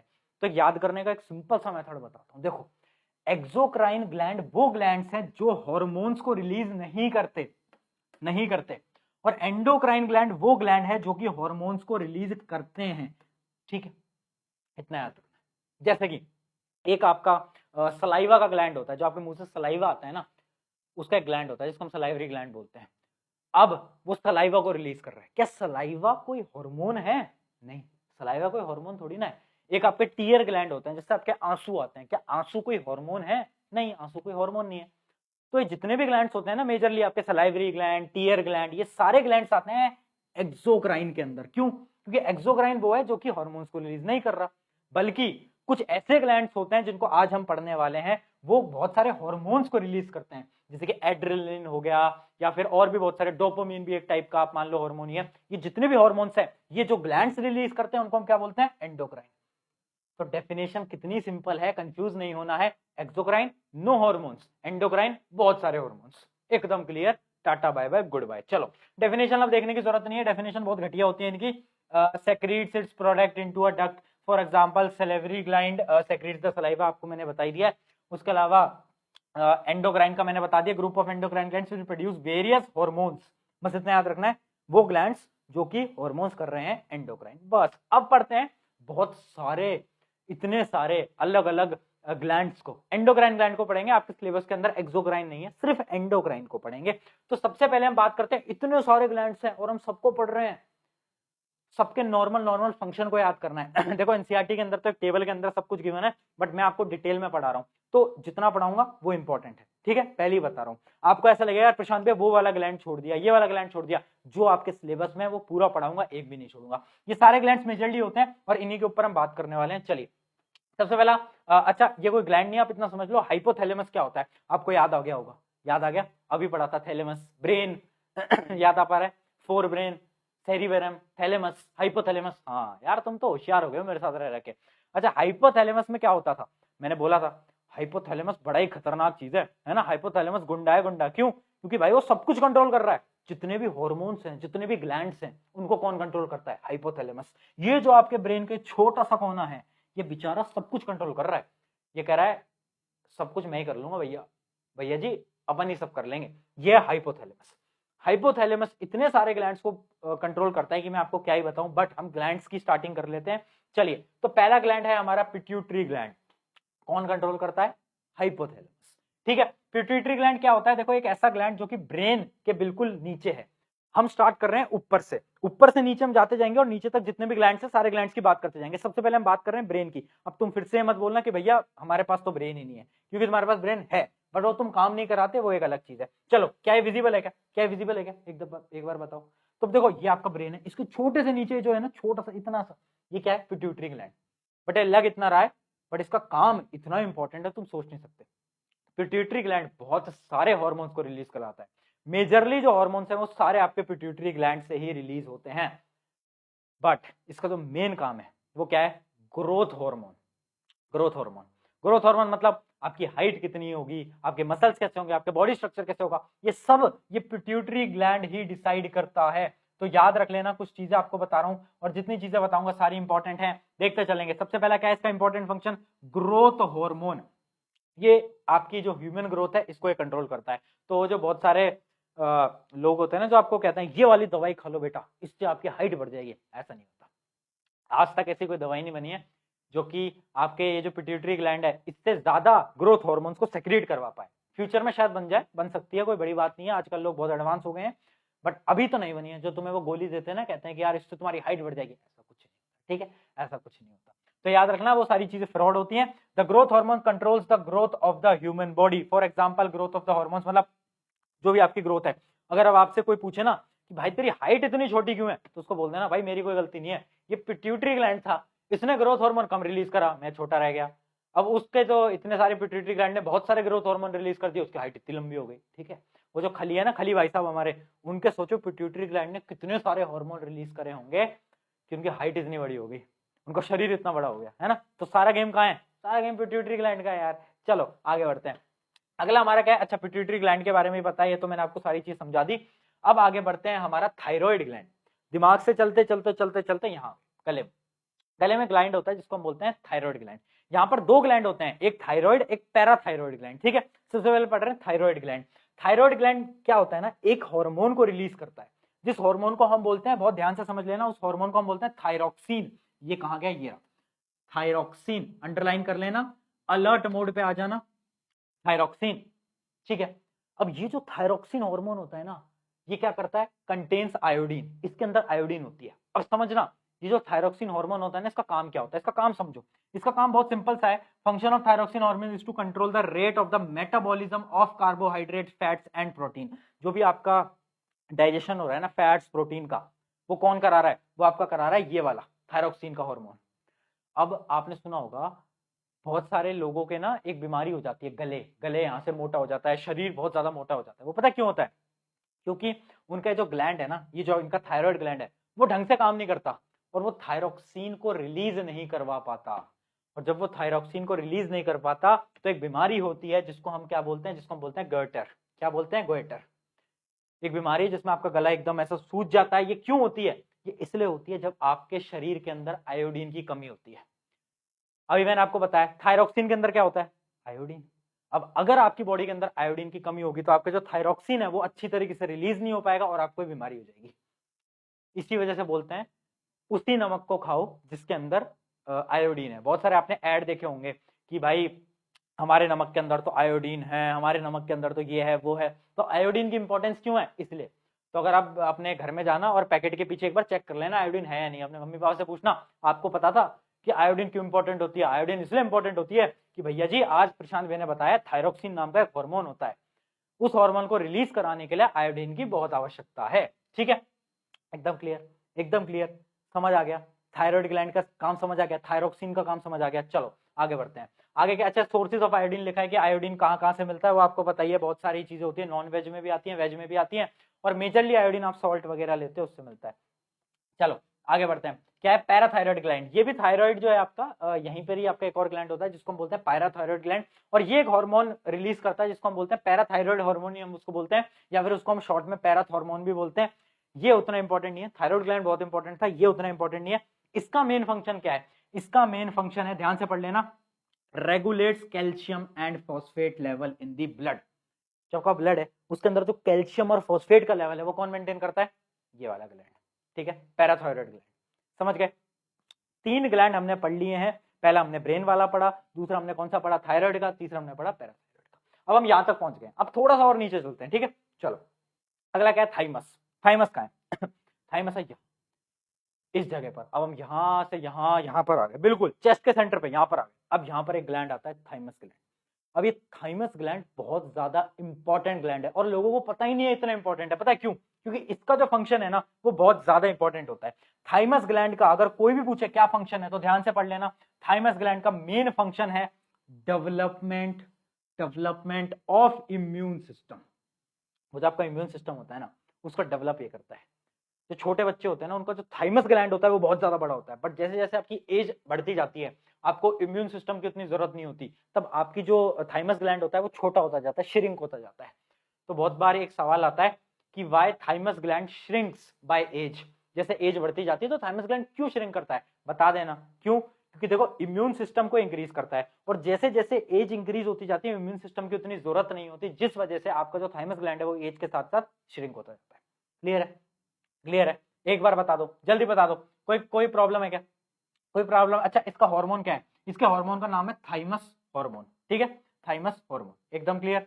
चलें आगे, चलिए आ जाओ भैया। अगला क्या है? पेनक्रियास। अब हम और नीचे आ गए, अब यहां से हम यहां आ गए, पेट के एकदम नीचे। अब एक चीज सच सच बताना, कितने बच्चे यहाँ पर है जिन्होंने मेरा वो लाइफ प्रोसेस वाला लेक्चर देखा था? उसके अंदर मैंने बताया था पेनक्रियास बहुत इंपॉर्टेंट है। क्यों? क्योंकि पेनक्रियास एक पेनक्रियाटिक जूस रिलीज करता है जिसके अंदर बहुत सारे एंजाइम होते हैं और वो बहुत सारे खाने को डाइजेस्ट करते हैं। याद है नहीं है? हाँ या ना बोलना एकदम सच्चाई से कमेंट में। याद है? बहुत बढ़िया यार, फिर तो तुम मेरे स्टूडेंट हो। अगर याद नहीं है तो बेटा लेक्चर देख लेना। चलो अब देखो, पेनक्रियास जो है ना ये एक ऐसा ऑर्गन है जो कि दोनों तरीके से काम करता है। एक्सोक्राइन ग्लैंड भी है, एंडोक्राइन ग्लैंड भी है। मतलब एक्सोक्राइन कैसे? क्योंकि ये पेनक्रियाटिक जूस को रिलीज करता है जो कि मैंने आपको बताया था, ट्रिप्सिन, लाइपेज वगैरह। याद आया? ये बहुत सारी चीजों को रिलीज करता है, तो एक्सोक्राइन ग्लैंड भी है। और ये हार्मोन को भी रिलीज करता है, इस एक हार्मोन को रिलीज करता है जिसका नाम होता है इंसुलिन, उसको भी रिलीज करता है, उसके बारे में पढ़ेंगे। इस वजह से ये क्या है? एंडोक्राइन ग्लैंड भी है। मतलब ये एक ऐसा ग्लैंड है जो कि एक्सोक्राइन प्लस एंडोक्राइन है। समझ गए? अगर आ जाए सवाल कि ऐसा कौन सा ग्लैंड है जो कि दोनों तरीके से एक्ट करता है, एमसीक्यू के अंदर आ सकता है कि ऐसा कौन सा ग्लैंड है जो कि एक्सोक्राइन भी होता है एंडोक्राइन भी होता है। कौन सा है? पेनक्रियास। एकदम क्लियर। अब देखते हैं पेनक्रियास क्या करता है। पेनक्रियास एक आपका सब्सटेंस रिलीज करता है, हार्मोन रिलीज करता है जिसको हम बोलते हैं इंसुलिन। बहुत ज्यादा इंपॉर्टेंट है, स्टार मार्क करेंगे, इंसुलिन।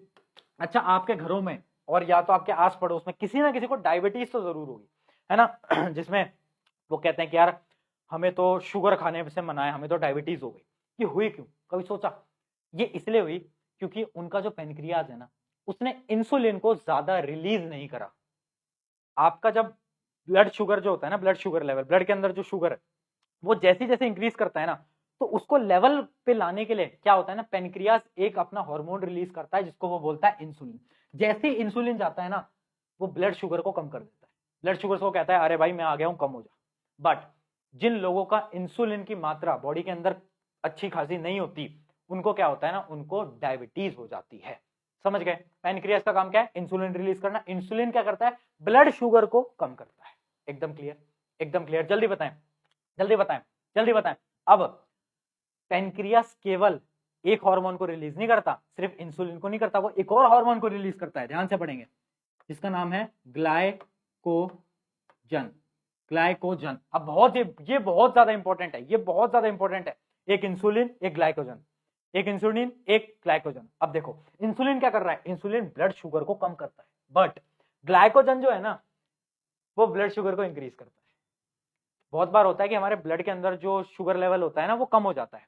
तो पेनक्रियास कहता है कि अरे हम है ना, टेंशन क्यों ले रहे हो, हम आपके ब्लड शुगर को बढ़ा देंगे। तो वो ब्लड शुगर को इंक्रीज कर देता है, कैसे? ग्लाइकोजन की मदद से। और जब ब्लड शुगर हाई हो जाता है तो पेनक्रियास कहता है अरे हम है ना यार, इंसुलिन को रिलीज कर देते हैं, हम कम भी कर देंगे। तो पेनक्रियास बड़ी शानदार चीज है, ठीक है। तो ये जो बीमारी आप देखते हो ना आजकल, डायबिटीज वगैरह, वो इसी की वजह से होती है, इंसुलिन रिलीज नहीं कर पाता। ये दो मैंने आपको बता दिया, एक है अपना ग्लाइकोजन, एक है अपना इंसुलिन। इंसुलिन क्या करता है? डिक्रीज द ब्लड शुगर, और ये क्या करता है? Increase the level of blood sugar या फिर ब्लड ग्लूकोज, ठीक है।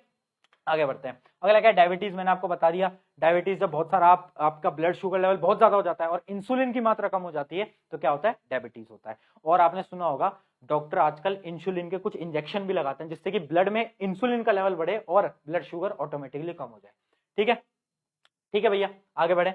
चलिए, अब आ गए थे हम यहां तक, अब चलते हैं थोड़ा सा और नीचे। अब आ जाते हैं हम किडनी की तरफ। किडनी के जो दो ऊपर के जो टॉप होते हैं ना, उसके ऊपर हमारा ग्लैंड प्रेजेंट है, जिस हम ग्लैंड को बोलते हैं एड्रिनल ग्लैंड। और एक ग्लैंड सुनने में तो बहुत अजीब सा है, बट ये एक ऐसा हार्मोन रिलीज कर रहा है जो कि तुम्हारी बॉडी में से बहुत बार रिलीज हो चुका है आज तक। कौन सा? एड्रेनलिन। आपने बहुत बार नाम सुना होगा, एक बार दिखा भी देता हूं, कहां गया, ये रहा। एड्रेनलिन हार्मोन जो होता है वो ये रिलीज करता है आपका एड्रिनल ग्लैंड। अब ये हार्मोन लेना इंपॉर्टेंट क्यों है? देखो कितनी बार ऐसा हुआ है कि, अच्छा इमेजिन करते हैं, आज आप पढ़ रहे हो और अचानक से आपके कमरे के अंदर एक शेर आ जाता है, क्या होगा? डर लगेगा और आप भागोगे। तो वो जो इमरजेंसी वाली सिचुएशन होती है ना, उस समय पर आपका जो एड्रिनल ग्लैंड होता है ना, ये एक्टिवेट हो जाता है और एक हार्मोन को रिलीज करता है जिसको हम बोलते हैं एड्रेनलिन। ये जो हार्मोन होता है ना, ये क्या करता है ना, ये आपकी ब्रीथिंग रेट को फास्ट कर देता है, आपके ब्लड प्रेशर को हाई कर देता है, सब कुछ हाई कर देता है। ये मतलब ये एक्टिवेट कर देता है कि भाई इमरजेंसी हो गई, इमरजेंसी हो गई, कुछ तो खतरा है भैया जी, कुछ तो खतरा है, सारी चीजों को एक्टिवेट कर दो।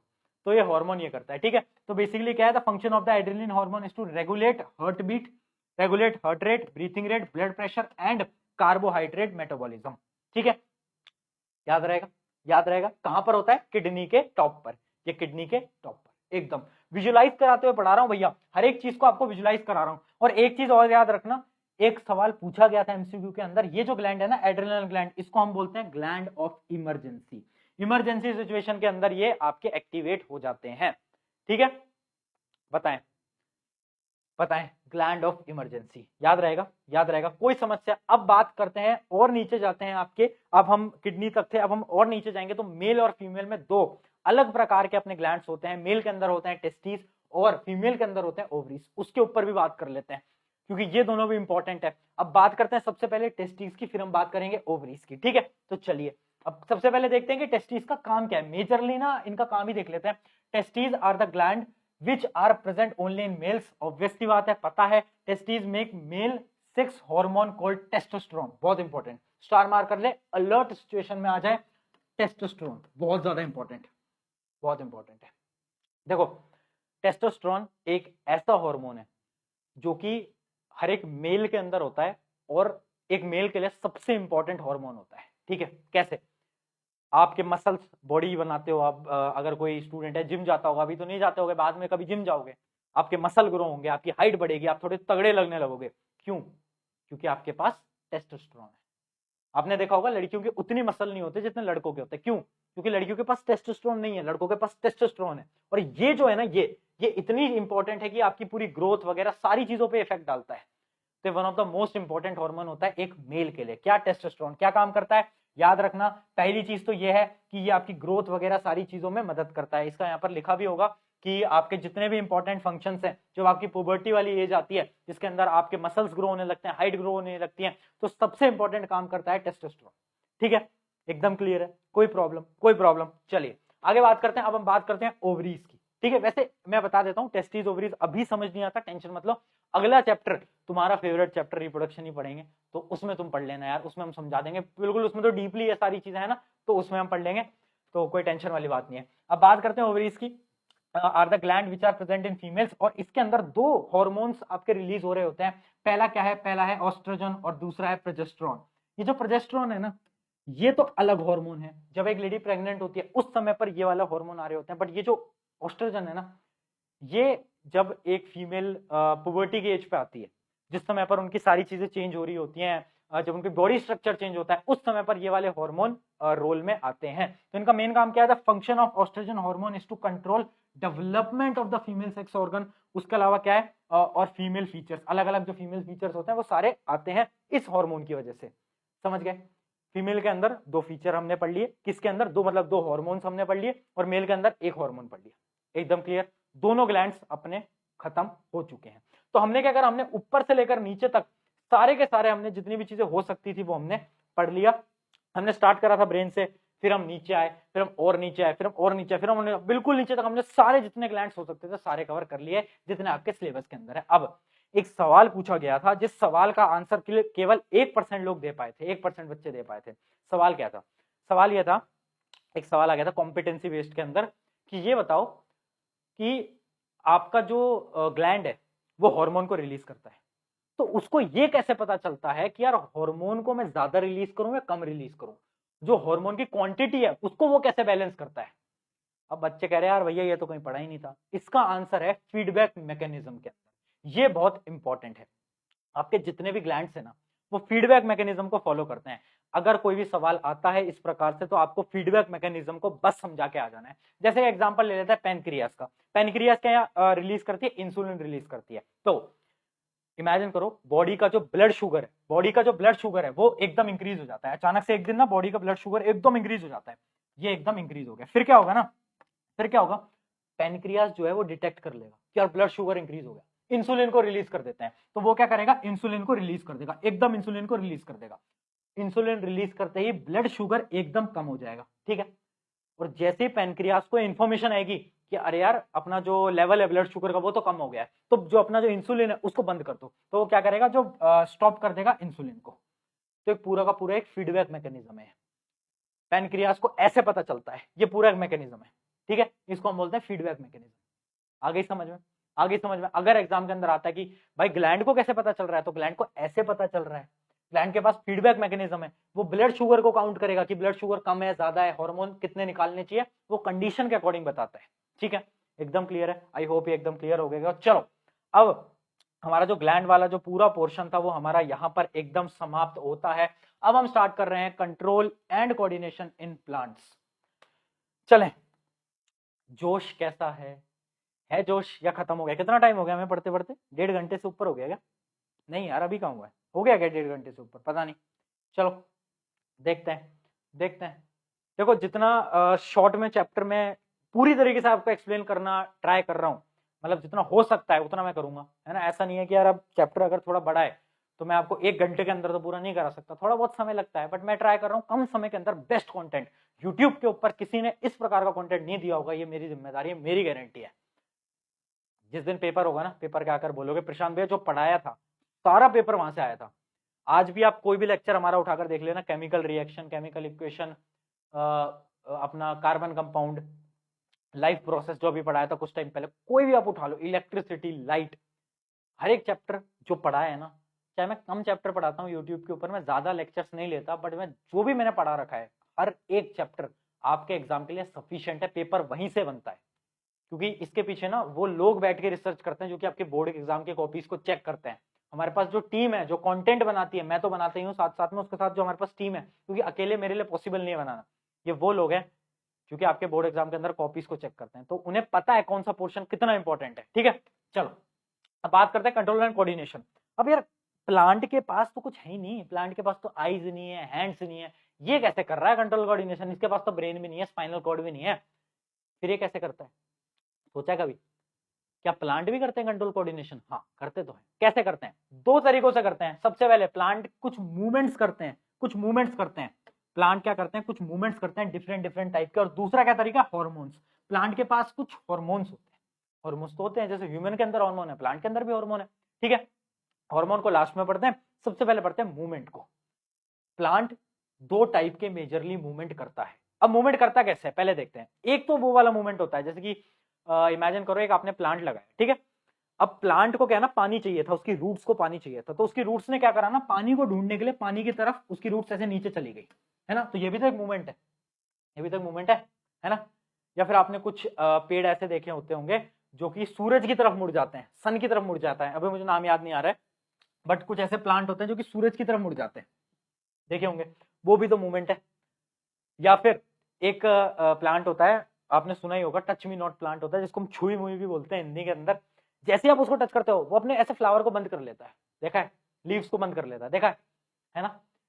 तो ये भी तो एक प्रकार का मूवमेंट है ना। तो अलग अलग प्रकार के मूवमेंट होते हैं। बेसिकली मूवमेंट्स को हमने दो टाइप के मूवमेंट्स के अंदर डिवाइड कर दिया है। देखते हैं, सबसे पहले वो मूवमेंट्स जो कि आपकी ग्रोथ से रिलेटेड नहीं है, नॉट रिलेटेड टू ग्रोथ, और दूसरे जो कि ग्रोथ से रिलेटेड है।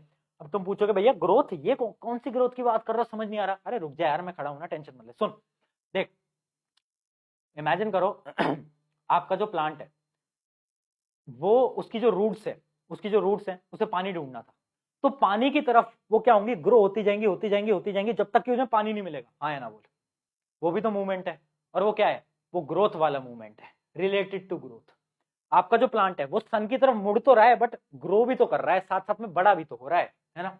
वो क्या है, रिलेटेड टू ग्रोथ। बट वो जो प्लांट है ना, टच मी नॉट, आप टच कर रहे हो वो बंद हो रहा है, क्या उसमें कोई ग्रोथ हुई? नहीं, ग्रोथ नहीं हुई। वो तो उसने लीव बंद करा, थोड़ी देर बाद फिर खोल लेगा। तो वो क्या है, वो मूवमेंट है not related to growth. Clear है?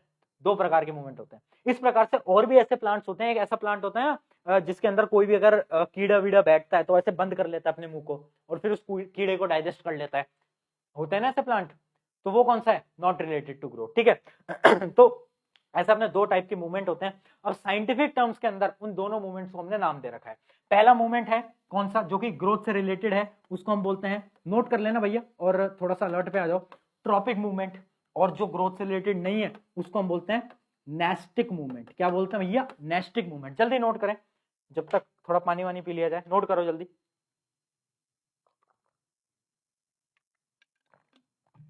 बताओ, कोई समस्या? कोई समस्या? ग्रोथ से रिलेटेड है ट्रॉपिक, ग्रोथ से रिलेटेड नहीं है नास्टिक। अब इन दोनों के बीच में डिफरेंस देख लेते हैं। डिफरेंस देखना बहुत इंपॉर्टेंट है। आधे बच्चे तो कंफ्यूज रहते हैं, भैया डिफरेंस दिखा दो पहले ना, डिफरेंस इंपॉर्टेंट है, हमारे टीचर बोलते हैं कि डिफरेंस पूछा जाता है। पढ़ा रहा हूं ना मैं तुम्हें, टेंशन मत लो।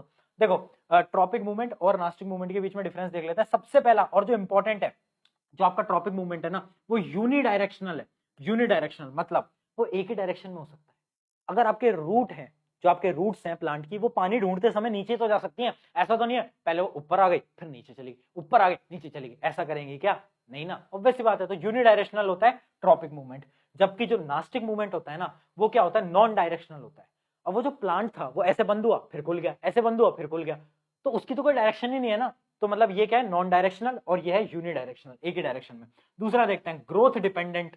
ग्रोथ हो रही है, इसमें कोई ग्रोथ नहीं होती है, तो मैंने आपको बता ही दिया। अगला पॉइंट क्या है, मोर और लेस परमानेंट और इरिवर्सिबल। अगर रूट्स इंक्रीज हो गई तो क्या रूट्स डिक्रीज हो सकती हैं? क्या वापस से रिवर्स हो सकती है? नहीं। तो ये क्या होता है, इरिवर्सिबल होता है, परमानेंट होता है। बट ये रिवर्सिबल होता है। प्लांट बंद हुआ था वापस खुल जाएगा, क्या बड़ी बात है। ऐसे बहुत सारे फ्लावर्स होते हैं जो कि सन को देखकर तो ओपन हो जाते हैं, और जैसे ही सनसेट हो जाता है वो बंद हो जाते हैं, तो अगली सुबह फिर खुल जाएंगे। तो ये क्या टेम्पररी है। उसके अलावा क्या, फाउंड इन ऑल प्लांट्स, और कुछ ही प्लांट्स के अंदर मिलता है, आपको पता ही है। इसके अंदर क्या होता है, स्लो एक्शन, ये भी इंपॉर्टेंट है। मतलब रूट्स जो है वो धीरे धीरे धीरे ग्रो होंगी, बट ये क्या होता है, इमीडिएट एक्शन होता है। जैसे कोई फ्लाई आकर बैठा उसने अपना मुंह बंद कर लिया, या फिर टच मी नॉट पे जैसे आपने टच किया वो ऐसे टेढ़ी हो गई, जो उसकी फ्लावर्स होती है वो टेढ़ी हो जाती है। ठीक है, क्लियर है? बताओ, एकदम समझ आ गया क्या है नास्टिक और ट्रॉपिक के अंदर, एकदम डिफरेंस समझ आ गया क्या? आ गया क्या? जल्दी बताओ। अब टाइप्स पढ़ते हैं, ट्रॉपिक मूवमेंट के कौन कौन से टाइप्स होते हैं पहले वो पढ़ लेते हैं। वो उतने ज्यादा इंपॉर्टेंट नहीं है, डिफरेंस पे सवाल आता है मुझे पता है, डिफरेंस आपको ढंग से याद करके जाने हैं। चलो, कहां गया भैया, कहां गया, एक बार पहले पढ़ लेते हैं हम ट्रॉपिक मूवमेंट को, उसके बाद हॉर्मोन्स पढ़ लेंगे फटाफट से। चलिए अब टाइप्स ऑफ ट्रॉपिज्म पढ़ते हैं। सबसे पहले हमारा पहला टाइप है फोटोट्रॉपिज्म, बहुत इंपॉर्टेंट है, ध्यान से देखते चलेंगे और बस आप समझते चलो, है ना, रटने की जरूरत नहीं है, आप समझोगे आपको याद हो जाएगा। देखो सबसे पहले आप एक चीज समझ लेना, ट्रॉपिज्म दो प्रकार के होते हैं, पहले आपको वो बता देता हूं। ट्रॉपिज्म जो है अपना, जो ट्रॉपिज्म है वो अपना कितने प्रकार के होते हैं, आपके दो प्रकार के होते हैं, एक होता है पॉजिटिव ट्रॉपिज्म, एक होता है नेगेटिव ट्रॉपिज्म। मतलब इमेजिन करो आपके जो रूट्स हैं वो पानी को ढूंढ रही हैं और पानी की तरफ जा रही हैं, पानी की तरफ जा रही हैं।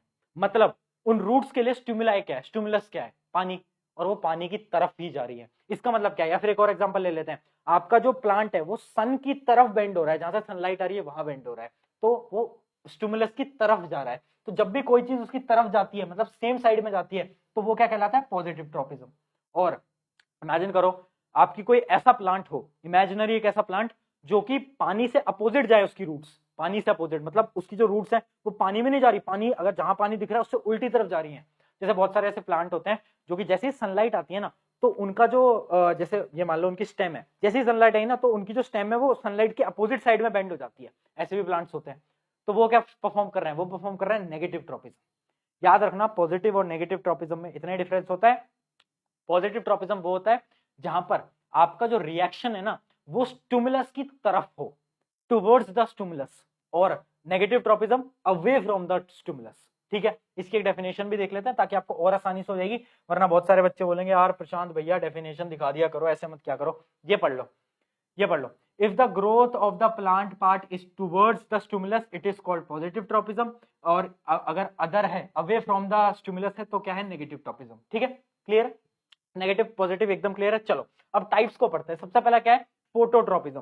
फोटो से समझ आ रहा है, वो ट्रॉपिज्म जो कि सनलाइट की वजह से हो रहा है, एकदम क्लियर। क्या इसमें मुझे कुछ समझाने की जरूरत है, नहीं यार, ऑब्वियस सी बात है। The movement of the plant part in the response of the light is called phototropism. और फोटोट्रॉपिज्म भी दो टाइप की हो सकते हैं, पॉजिटिव और नेगेटिव। अगर एक प्लांट सनलाइट की तरफ मूव करता है, टुवर्ड्स मूव करता है, तो क्या कहलाएगा, पॉजिटिव ट्रॉपिज्म। और अगर अवे मूव करता है, क्या कहलाएगा, नेगेटिव ट्रॉपिज्म। क्या इसमें मुझे कोई समझाने की जरूरत है, नहीं। आगे बढ़ते हैं, अगला क्या पॉइंट है, अगला क्या पॉइंट है, एक मिनट पहले देख लेते हैं अगला क्या पॉइंट है। सेकंड पॉइंट की तरफ बढ़ते हैं, जस्ट अ मिनट, कहां गया, ये रहा। सेकंड है हमारा जियोट्रोपिज्म। सेकंड है हमारा जियोट्रोपिज्म। जियो से आपको क्या समझ आ रहा है, जियो से मुझे समझ आ रहा है ग्रेविटी। ग्रेविटी, ग्रेविटी बड़ी इंपॉर्टेंट चीज है हमारे, है ना। ग्रेविटी हमारे न्यूटन बाबा ने बड़ी हमें बहुत प्यारी चीज दी थी और बहुत इंपॉर्टेंट चीज भी दी थी। तो ग्रेविटी, अब देखो अगर कोई भी प्लांट ग्रेविटी की तरफ जाएगा तो वो क्या परफॉर्म करेगा, वो क्या परफॉर्म करेगा, जल्दी बताओ जल्दी बताओ, तो क्या करेगा, पॉजिटिव जियोट्रोपिज्म। जबकि कोई प्लांट अगर ग्रेविटी के अपोजिट में जाएगा तो वो क्या परफॉर्म करेगा, नेगेटिव जियोट्रोपिज्म। डेफिनेशन देख लेते हैं, the movement of the plant part in the response to the gravity. मतलब अगर कोई प्लांट जो कि जमीन से ऊपर उग रहा है ना, अगर कोई ऊपर उग रहा है, ये जमीन है उससे ऊपर उग रहा है अपोजिट में, तो वो क्या परफॉर्म कर रहा है, नेगेटिव जियोट्रोपिज्म। बट बहुत सारे प्लांट ऐसे होते हैं जो कि जमीन के अंदर उगते हैं, जमीन के अंदर उगते हैं, तो वो क्या परफॉर्म करते हैं, पॉजिटिव जियोट्रोपिज्म। याद रखना, जियोट्रोपिज्म का मतलब समझ गए। चलो अगला बढ़ते हैं, अगला क्या है, अगला है अपना केमोट्रोपिज्म। अगला है अपना केमोट्रोपिज्म। केमोट्रोपिज्म में कुछ नहीं होता, वही है movement of the plant part in the response of the chemical stimulus. अब देखो यहाँ पर बस जो स्टिमुलस है ना वो बदलता जा रहा है। पहले क्या था, स्टिमुलस लाइट, दूसरा क्या था मेरा स्टिमुलस अपना ये ग्रेविटी, तीसरे में क्या है, केमिकल। कोई भी केमिकल चेंज अगर प्लांट के अंदर हो रहा है, अगर वो केमिकल चेंज के अकॉर्डिंग परफॉर्म कर रहा है तो पॉजिटिव हो जाएगा, अगर उसके अपोजिट में जा रहा है तो नेगेटिव हो जाएगा, बस। अब तुम पूछोगे भैया प्लांट के अंदर कौन से केमिकल चेंज होते हैं, पोलन ग्रेन्स के बारे में सुना था, वैसे अभी इस चीज को पढ़ने की जरूरत नहीं, आपके सिलेबस के अंदर नहीं है, बट पढ़ा तो था पोलन ग्रेन्स वगैरह के बारे में, केमिकल चेंजेस क्लास 9 के अंदर। याद है या भूल गए, ऐसे मत करो, ठीक है। आई होप ये चीज आपको क्लियर होगी। अगले पे बढ़ते हैं, अगला क्या है हमारा, अगला है हमारा हाइड्रोट्रोपिज्म।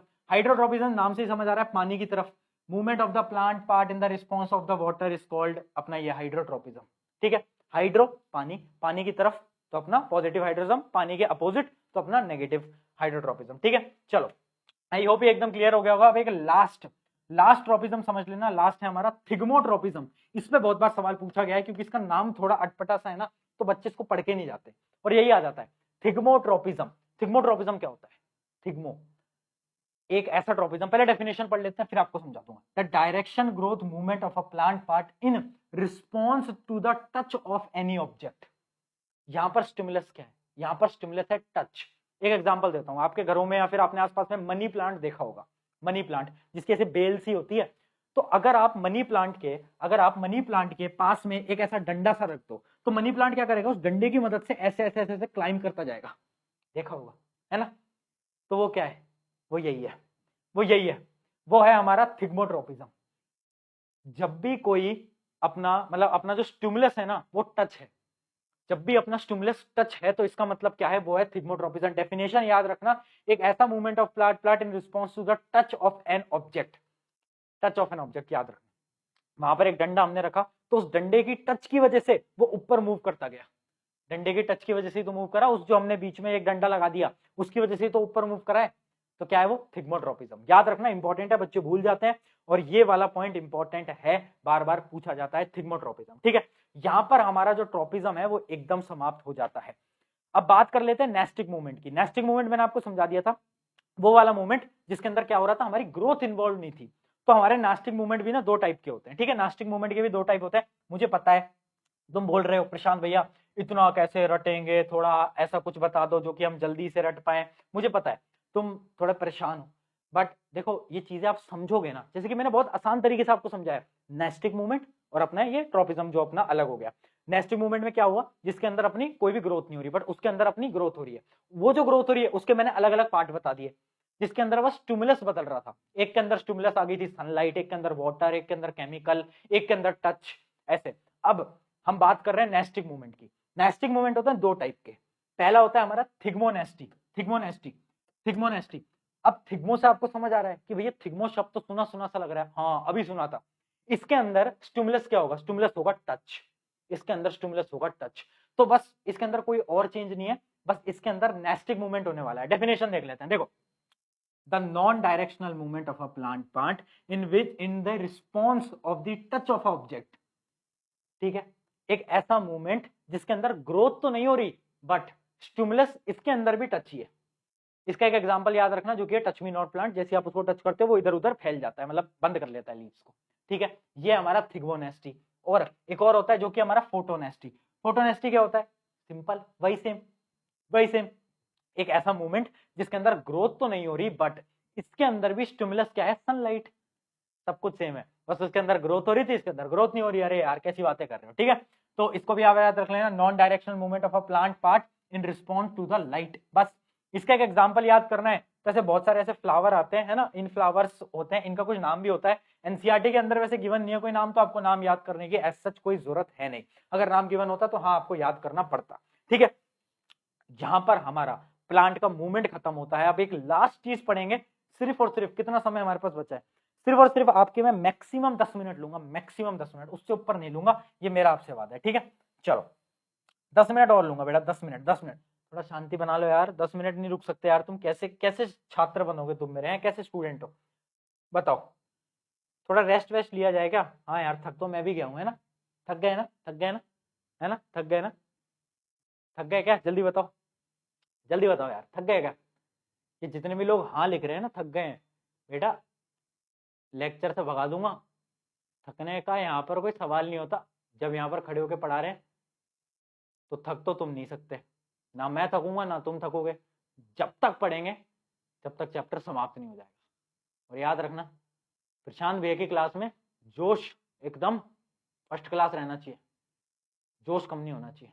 ठीक है, और ये एक चीज हमेशा याद रखना, जो लाइन में अपने हर एक लेक्चर में, ऑलमोस्ट हर लेक्चर में बोलता हूं, ये एक ऐसी लाइन थी यार, जब मैं भी अपने थोड़े मुश्किल वाले फेज में था उस समय पर, ये लाइन मैं भी याद करता था। लाइन इस प्रकार है कि मुस्कुराएं हमेशा, मुस्कुराएं हमेशा, छुपाएं गम, मुस्कुराएं हमेशा, छुपाएं गम, तुम्हें तो वक्त बताएगा कौन है।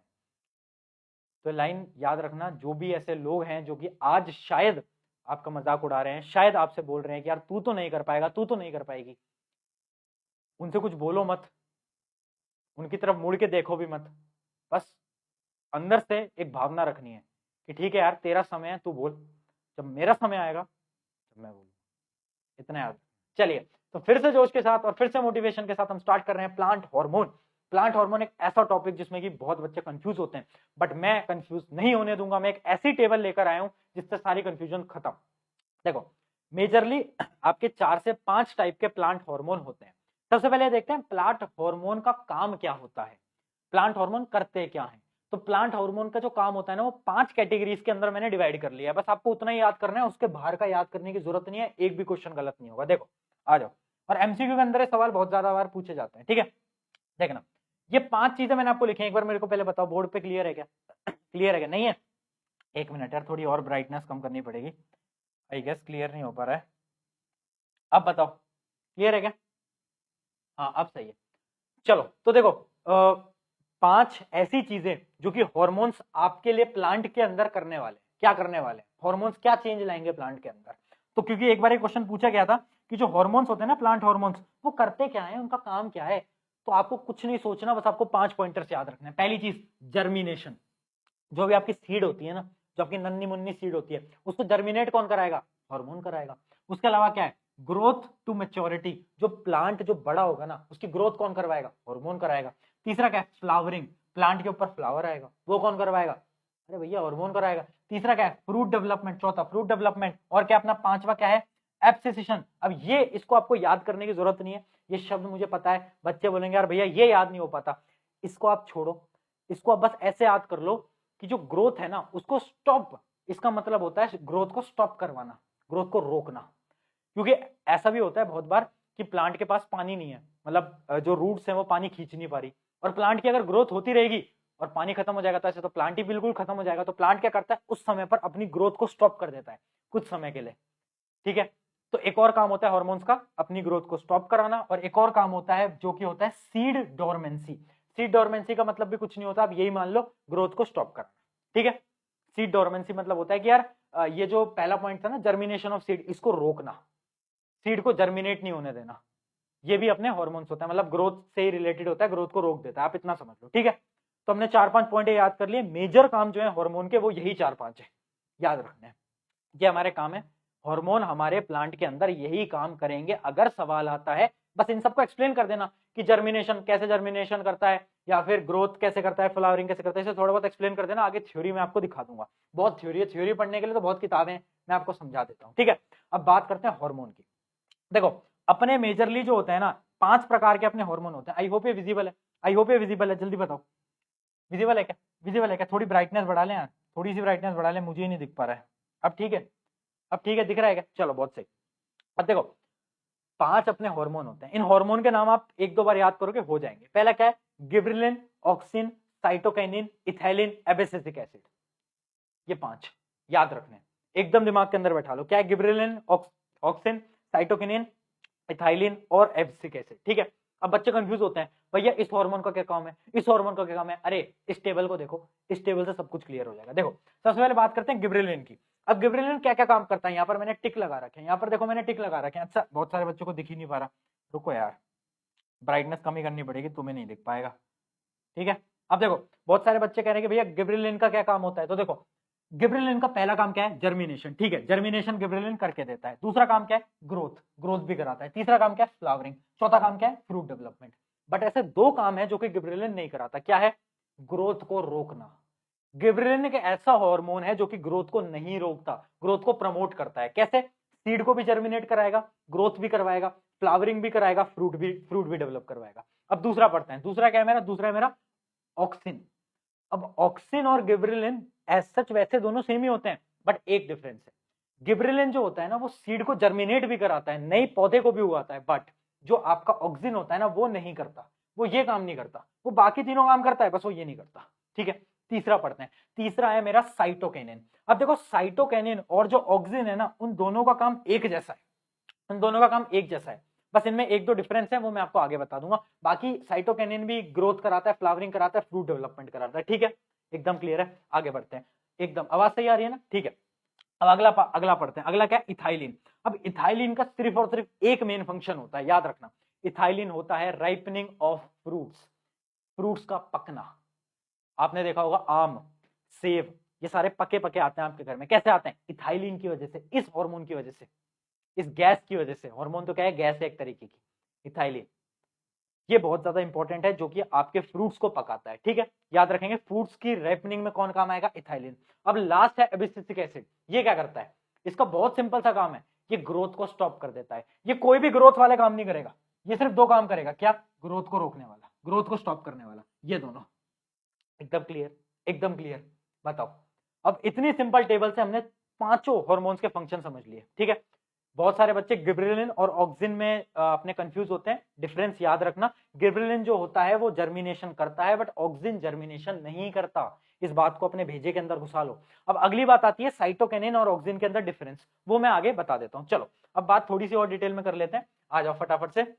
आई गेस ये ऑक्सिन का तो मैंने आपको समझा ही दिया, ऑक्सिन ग्रोथ वगैरह में बहुत काम आता है, ठीक है। ऑक्सिन का सारा काम ग्रोथ के अंदर होता है। ऑक्सिन मूव्स अवे फ्रॉम, ये इन सब चीजों को छोड़ो, ये आपके कोई काम की नहीं है। कहां गया, कहां गया? गिबरेलिन। गिबरेलिन का मेन काम क्या है? गिबरेलिन का मेन काम होता है आपका सीड जर्मिनेशन। जो जर्मिनेशन होता है ना, वो आपका गिबरेलिन का मेन काम होता है। इस चीज को आपको एकदम याद रखना है।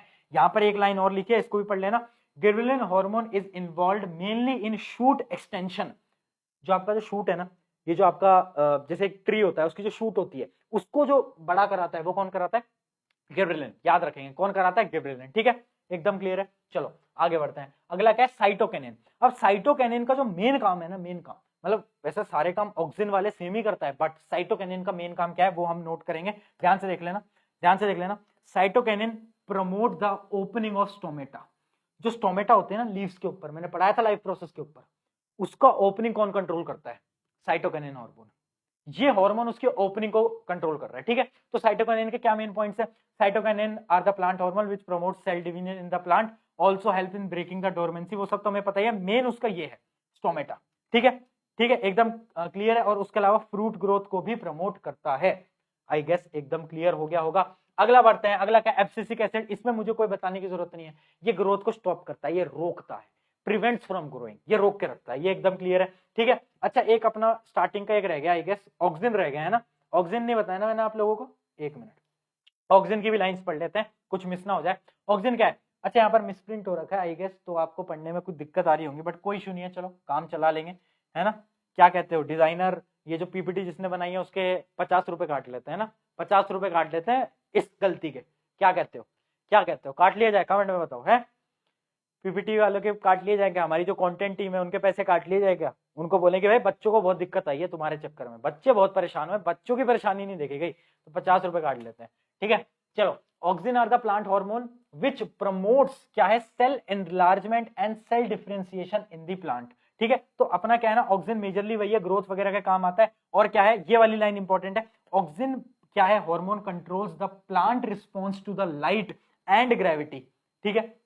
मतलब जो आपका ऑक्सिन है ना, वो कंट्रोल करता है कि जो प्लांट है ना उसका रिस्पॉन्स क्या होगा लाइट और ग्रेविटी के, मतलब कि ग्रेविटी को चीरते हुए प्लांट अपना ऊपर बढ़ेगा या फिर ग्रेविटी के साथ नीचे जाएगा, वो कौन कंट्रोल कर रहा है? ऑक्सिन। ऑक्सिन कंट्रोल करता है कि भाई प्लांट ऊपर कितना जाएगा, नीचे कितना जाएगा, ये सारी चीजें ऑक्सिन के हाथ में होती हैं, ठीक है। आई होप एकदम क्लियर हो गया होगा। उसके अलावा क्या लिखा है? Auxin is made by the cells at the tip of the stem and the root. ये तो बहुत नॉर्मल सी चीजें हैं कि जो आपकी जो टिप्स होती है ना, ये जो टिप्स होती है यहाँ पे ऑक्सिन जो होता है अपना मेजरली बन रहा होता है, ठीक है। आई गेस कोई प्रॉब्लम है तो बता दो, जल्दी पूछ लो, जल्दी बता दो, जल्दी बता दो।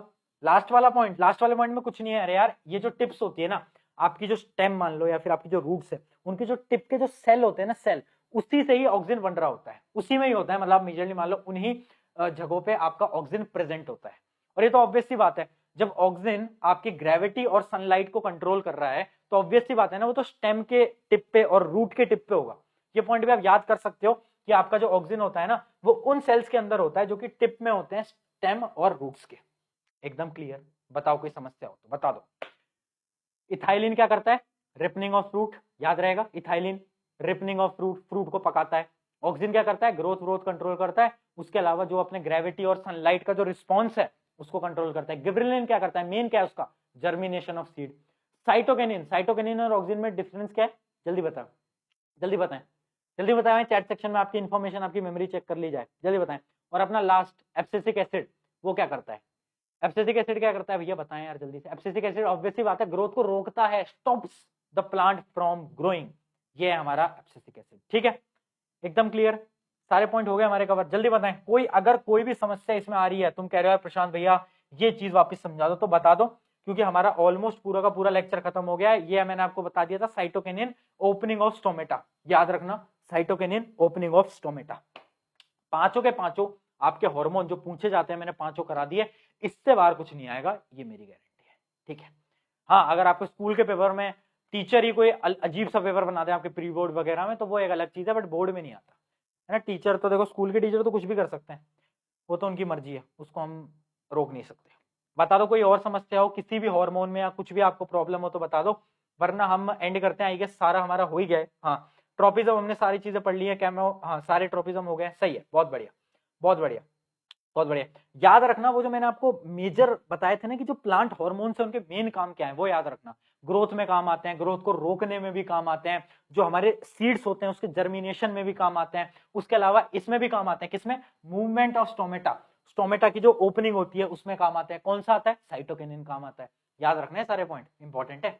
सवाल एमसीक्यू के अंदर आएगा, क्योंकि तुम्हें पता है अगर तुम सीबीएसई वाले बच्चे हो तो तुम्हारे इस बार एमसीक्यू बहुत सारे आएंगे, और एमसीक्यू का मतलब है थोड़े टिपिकल लेवल के क्वेश्चन आएंगे, थोड़े डिफिकल्ट क्वेश्चन आएंगे, तो वो सारे यहीं से बनते हैं, इसी चैप्टर से बनते हैं। ठीक है, चलो तो बहुत ज्यादा टाइम ऑलरेडी निकल गया है, ज्यादा बड़ा चैप्टर हो जाए उससे पहले आज के लेक्चर को, आज की सभा को यहीं समाप्त करते हैं।